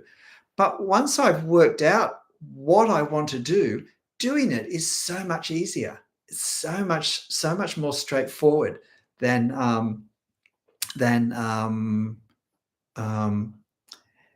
if I'm rushing to, I do work quickly once I start because once I've got the experience in using the marks, that the challenge is just knowing how I want to play around with the marks to create a certain effect. But I know once I've worked out the effect I want, how much layering, what direction, quite frankly, this sort of thing is the hardest thing to do, where you have ground in shadow, and to try and create the sense of there's grass, there's rocks, there's leaf litter, it's the ground, but also get enough darkness for it to be shadow, or these sorts of strappy, clumpy plants as well, to have them looking real. It's all about the negative spaces between these long leaves and the way they bend, and capturing enough of that effect to create the whole thing. This sort of thing, hatching wise, is the most challenging, and it is time consuming, and it can get a little bit boring at times, but it's worth it, because I know that it will anchor the drawing. It will, I mean, part of the reason this effect of light is so strong is because this is so dark, because the darker this looks, the brighter this is going to look. And so, you know, we understand light in terms of darkness, and when we have a bright sunny day, then, you know, we want strong contrast. We don't want too many mid values if we want to have, you know, really bright. So this was a 31-degree Paris day in the grounds of the Palace of Versailles, and this was a little white pavilion that was in the grounds of Versailles, and it was so white. I mean, in the photo, you almost can't see any of the detail of the building, because the white on white is also white, and there didn't seem to be any shadows. But the whole little pavilion was pushed into stark relief by the dark greens, or all the greens around it. Now, I couldn't draw the greens, so I exaggerated the darkness of the green to create the same visual effect that the color created in the reference. I used hatching to change that to a value, and exaggerated the bit of shadow that was there to create a stronger sense of effect and of drama in the scene. But again, once I know what effect I'm trying to create, it's not so hard to work out what lines and marks will work in that case.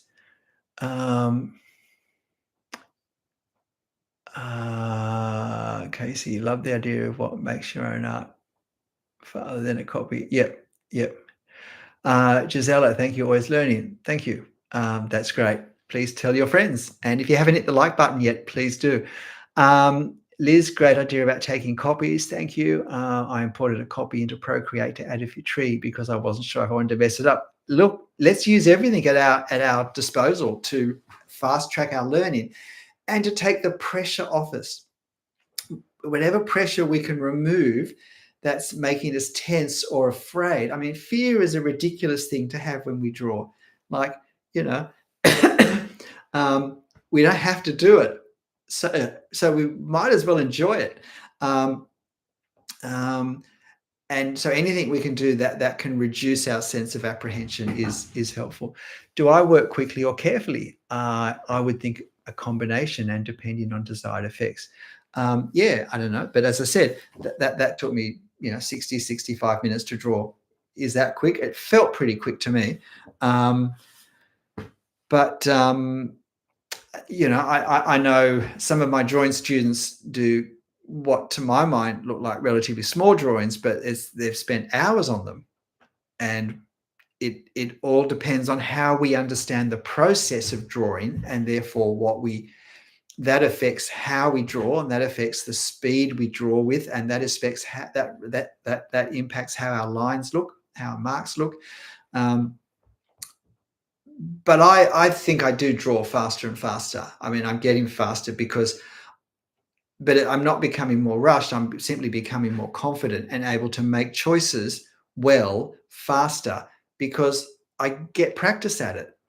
And practice in itself doesn't improve us, but careful, considered practice will help us to get faster as we reinforce good habits, good ways of thinking, become confident about those. And so skills that 6 months ago were new skills are more settled for me now, and I can actually go further than those. And skills that were new skills a year ago are now quite foundational skills, and I don't think about them at all. They're quite a natural part of my processing now, and we keep pushing into new territory, or we can if we choose to. But we only do this helpfully if we I get a bit dry here after 2 hours. We only do this helpfully if we don't go too far too quickly. Because if I push too far too quickly, then I'm going to be overwhelming myself all the time, and then I'm not learning anything consistently helpfully in a way that I can then build on. Um, when my children learnt the piano, one of them used to really rush their piano practice to get through it. They wanted to say they'd done it, but they used to rush it through. And I used to say to them, if you keep practicing like this, you're going to get really good at playing the piano badly, because you're always playing it badly. And you'll start to lose the ability after a while to see, to understand just how badly you're playing it, because you will get used to it sounding like this. And I think it is the same with drawing. If I don't take care to really keep working, say, at my perspective angles, then eventually, however I draw them will start to look normal for me, because this is what I'm seeing all the time. And what we see all the time, we do normalize. It won't to other people. They'll be able to see that it doesn't look right. But for me, I've got so used to drawing it inaccurately that I now feel that this is right. And I'm now losing my ability to change that. It's going to be much harder to change it. So, I don't want to work at a pace where I don't have time or the inclination to stop after every drawing. This is why critiquing is so important. If you're on a self-taught drawing journey, then you're the teacher as well as the artist, as well as the student. You may think that if you're watching my videos that I'm your teacher and you're a student. Well, I am teaching, but I'm not your teacher. You are your teacher, because the teacher chooses the material, the teacher chooses the course, the teacher chooses the goals of the subject, and you're choosing that. And so hopefully you're choosing my videos because they line up with where you want to go. But as the teacher, you need to make sure that whatever videos you watch actually line up with where you want to go. If you want to learn to draw, it would be a mistake to watch too many videos that really don't teach you anything, but they're really entertaining. Because while there's nothing wrong with entertainment, that's fine. If what you really want to do is learn to draw, then videos that are more about entertainment aren't taking you to where you want to go. If you're self-taught and you're choosing videos to watch, you want to make sure that the videos you watch from different channels are compatible. It's not that my way is better than someone else's way, but there are different ways of understanding the drawing process and of processing what we have to process when we draw, and then how we think and how we put the marks on the paper and so forth. And there's no point getting input from one channel that's one way and another channel that's another way that actually don't go together. And we may not realize that, in fact, they don't go together. And so we may think that somehow there's something wrong with us we're now feeling, when in fact the problem is that the input we're getting from two sources don't go together. We need to go with one or the other, or a different one. So if I'm on a self-taught journey, if I'm choosing my instruction through books or through YouTube videos or whatever, then I need to make sure I'm the teacher as well. That's, I think, a very helpful thing to understand. And I need to be a good teacher, because if I think back to my schooling, I can probably remember the difference between the impact on my work that a good teacher had versus a teacher who wasn't as good. And that had nothing to do with whether they were nice people or not, but simply how well they were able to convey the information they were teaching to me. Let me see. Thank you. Do you draw loose on plein air and hatch when back in control? Look, I don't do a lot of location sketching. I've done a little bit. I did a bit in pencil a couple of months ago when I went to Canberra. I tend to it's because most of my drawing now at this point in my life is for videos. It's hard to video a teaching lesson outside without it being quite complex and cameras and angles and getting in the way of people, and then the editing is, you know, a lot more involved and complex.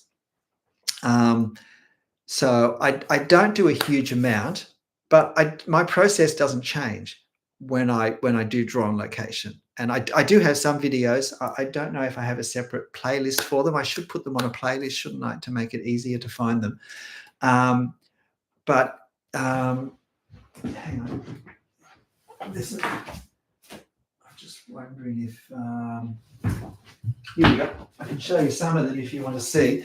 But I think the whole idea of plein air, of location sketching, as I call it, because my French is embarrassing, is that you do it all on location. I think that the purists, and mine aren't, I don't use watercolor, so mine are. So these are some of my location sketching. If I stand up, I can sort of balance it up. So yeah, how's that? I did draw this from a photo as well. You might recognize it, but this was done on location. I was inside the fence and then they chased me away. So I had to go outside the fence. I like this one. This was on an intersection, and trucks would come from that street. So I'm looking across the intersection. I'm sort of diagonal on the intersection, and big trucks would come from the left there and follow that curve, and every one of them looked like it was going to crash into me. But yeah, the difference. So trying to capture the effect that that corner building was closer to me, the lovely old building, than the modern building behind it. When we talk about capturing the effect, that's what we're. So that was location sketching. I have a little. And this is I went into Sydney's Anglican Cathedral and sat up in the upstairs up the back. And so, yeah, that's probably the only interior location sketch I've done. And I suddenly realized I was running out of time and didn't quite finish the left-hand side there. Had to race and get a train to get home. But yeah, I really enjoyed that. Oh no, here's another one. Here you go. So that was a location sketch. And I guess these each took me like no more than an hour. This one might have taken a bit more than an hour. This was the last one in the day. So this was at the Rocks in Sydney. And there's a little glimpse of Sydney Harbour between the two buildings on the right there.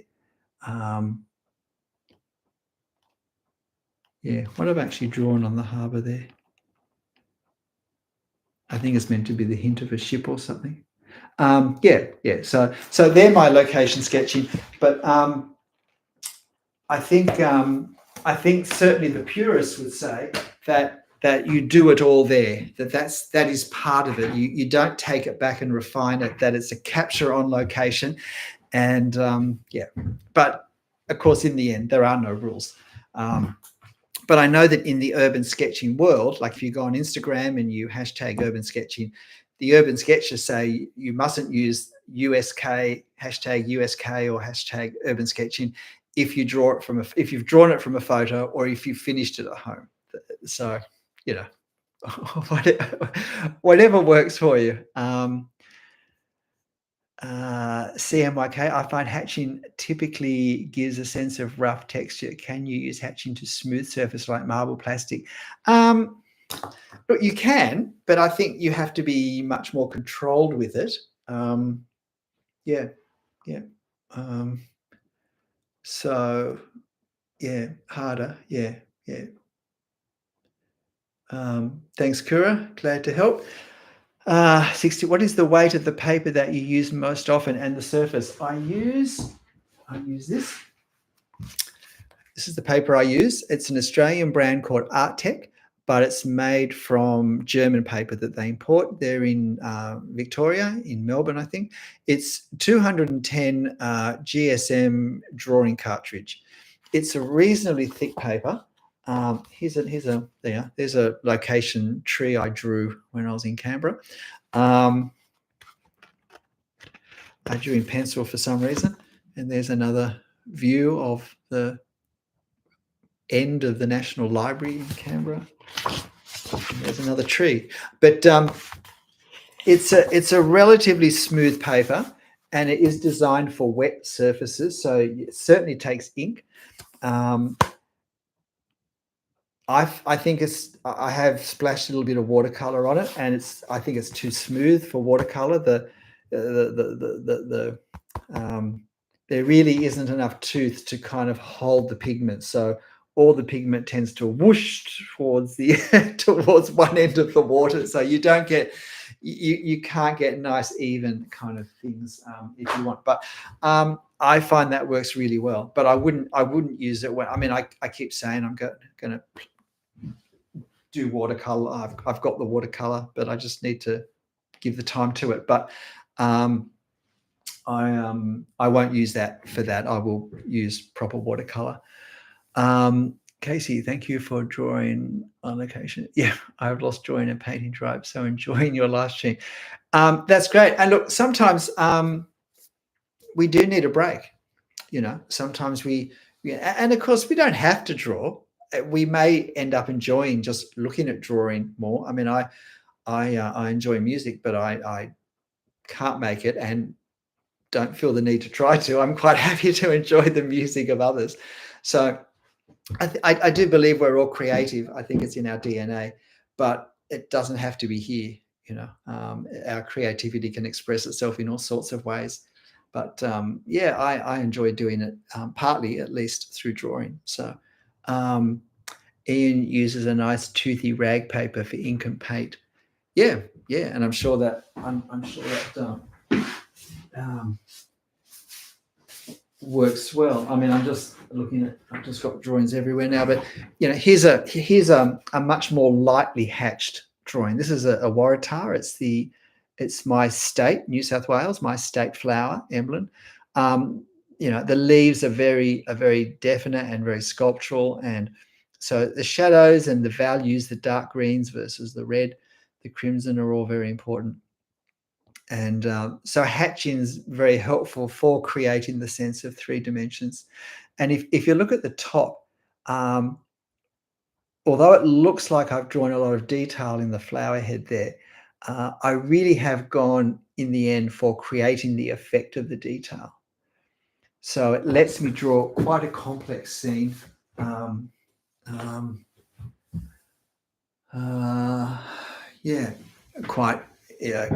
Quite easily. So look, yep, it's gone way past the time I told my wife I'd try and be finished by. I suspect she's gone to bed without me.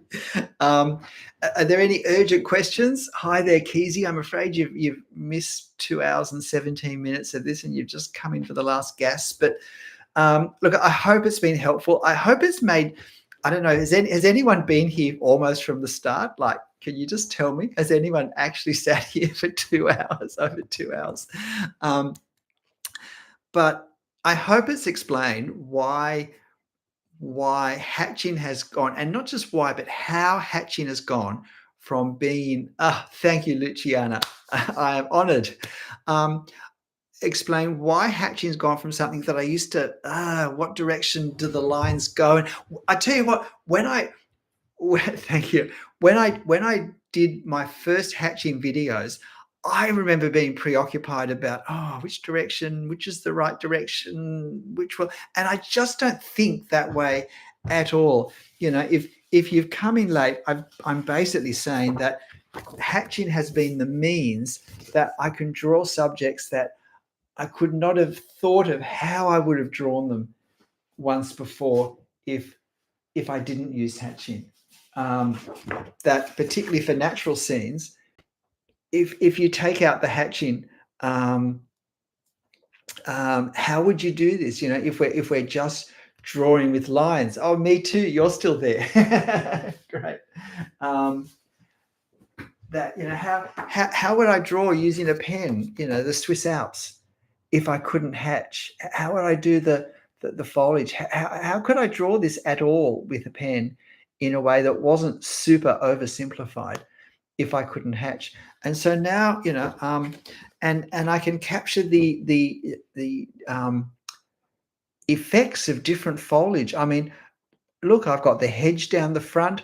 I've got this tree here. I've got this one up here. I've got these ones here. I've got a different tree here, this fir tree or pine tree, probably a fir tree.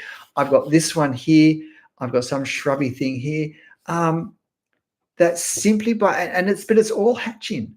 It's pretty much all hatching. But by varying the ways I've hatched and the marks I've used and the directions I've used and the gaps I've left to create a bit of visual distinction between various things, look at how effective it is at conveying a sense of realism with this view. I actually think, yeah, by chance, on top of here's the reference. So this is what I was looking at when I drew. Oops, it's all reverse. Hang on, that's better. So if you'd had this, I'm not very good at this reverse stuff. If you'd had this, how could I have drawn this if I thought that drawing was by lines? I could have done the lines for the pavilion, but it's mostly foliage and foliage, quite complex foliage. But by thinking effect and value and using hatching to create it, suddenly I've got the tools to do that in a way that I didn't have before. And so this is why hatching has become my friend, because I've realized that it lets me draw things I couldn't even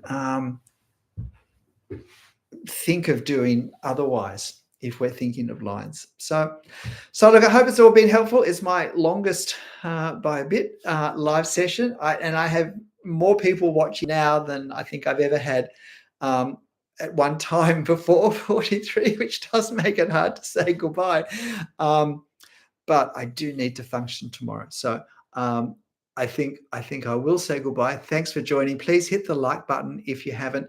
Please, if you're watching this now, please give me a comment, not on the live chat, but on the comment section, and share your experience of hatching. It is such a bugbear for people. It really is an area that causes a lot of tension and confusion and hesitation. And I really hope this has gone some way to encouraging us to not see it as a special difficulty, but to see it as the problem is we try and start hatching before we've processed what we're doing that would guide us in our hatching.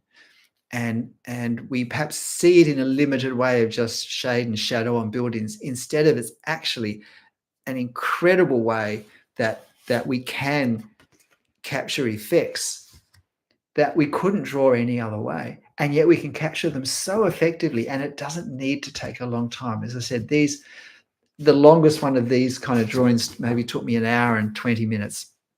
So they're not even necessarily, once we've started to develop the skill of learning and thinking, and this is why I do so many talking to camera videos where I don't draw, where I'm trying to explain process. And the reason I sometimes get comments like, oh, you should be drawing, you shouldn't be talking all the time. The problem is I know that if I'm drawing, people are going to be watching the drawing and not listening to what I'm saying. And sometimes understanding the process is actually the important thing. It's the key thing. And I do plenty of drawing videos because I like making them, and they can be helpful. But sometimes it's the conceptualization of the process of what we're doing, which is crucial to getting anywhere with that topic. And when that's the case, I talk to camera because that's the way I actually can teach the content. I can't teach it effectively if I'm distracting you by, doing a drawing that may be entertaining, but it's not educational for that topic. So yeah, great. Okay, thank you. Please like button if you haven't. There's 38 people. If 14 of you haven't hit the like button, then get to 100. Wouldn't that be amazing? So if there are 14 people out there who haven't hit the like button yet, please do it. 13, that would be great. That would be really appreciated. But thank you. And I'm going to try and be a little more regular with these topics. And if you have suggestions for live sessions, please give them to me somewhere, even just in a comment to this video or a comment in another video. I do read all my comments. I just can't keep up anymore with answering them all, but I certainly read them all. And I try and answer as many as I can. And sometimes it's a bit hard to work out what topics to cover. What's going to be helpful. But I do have, I do have over 1,000 videos now. So I think the playlists, I should try and make them a little more, use them more for helping to organize my content for you so that you can find things as well. But equally, I look back at my first drawings and my first videos and I think, wow, I've come a long way since then in the way I think about drawing and therefore in the way I draw. And that's very encouraging for me. And I hope it's encouraging for you too, because for none of us have got there. It's a journey we're all on. It is, and I often talk about drawing as a journey. And I really believe it's a very helpful way of thinking about it. Great. Keezy's improved their drawings in 2 weeks. I've had a few comments. I don't know if any of you have seen my my daily 10-minute drawing real-time video exercises, the idea to encourage people to draw for a short period of time every day, every second day, but 10, 15, 20 minutes is much more educationally valuable for learning than a 3-hour drawing once a week. And I've had quite a number of comments of people saying that their friends have remarked how much their drawings have improved in a short period of time by drawing less, but more focused and much more frequently. That really is a way of fast tracking our improvement. And again, not doing more, not trying to go too fast, too quickly. Very, very sound. I think one of the things that has helped me in my own learning is having been a trained high school teacher, even though it wasn't art, as part of learning to teach, we had to learn how we learn. And I've been able to use that myself, first of all. And I hope it's been able to inform my teaching as well. But at any rate, thanks for joining. I hope I've helped encourage you to embrace hatching more and to see perhaps that maybe it might become your friend one day rather than your arch nemesis. Hatching is our drawing friend. Sometimes they can be a bit of a cantankerous friend, but if we get on their right side, it can be a very beneficial friendship. So why not give hatching more of a go? But hey, you know how it goes. Whatever you draw, whether you hatch or not, make sure you have fun. I'll see you next time. Thanks for joining. And please hit the like button. 8 to go to 100. If there's 8 people there who haven't hit the like button, that would be great. I'll see you next time.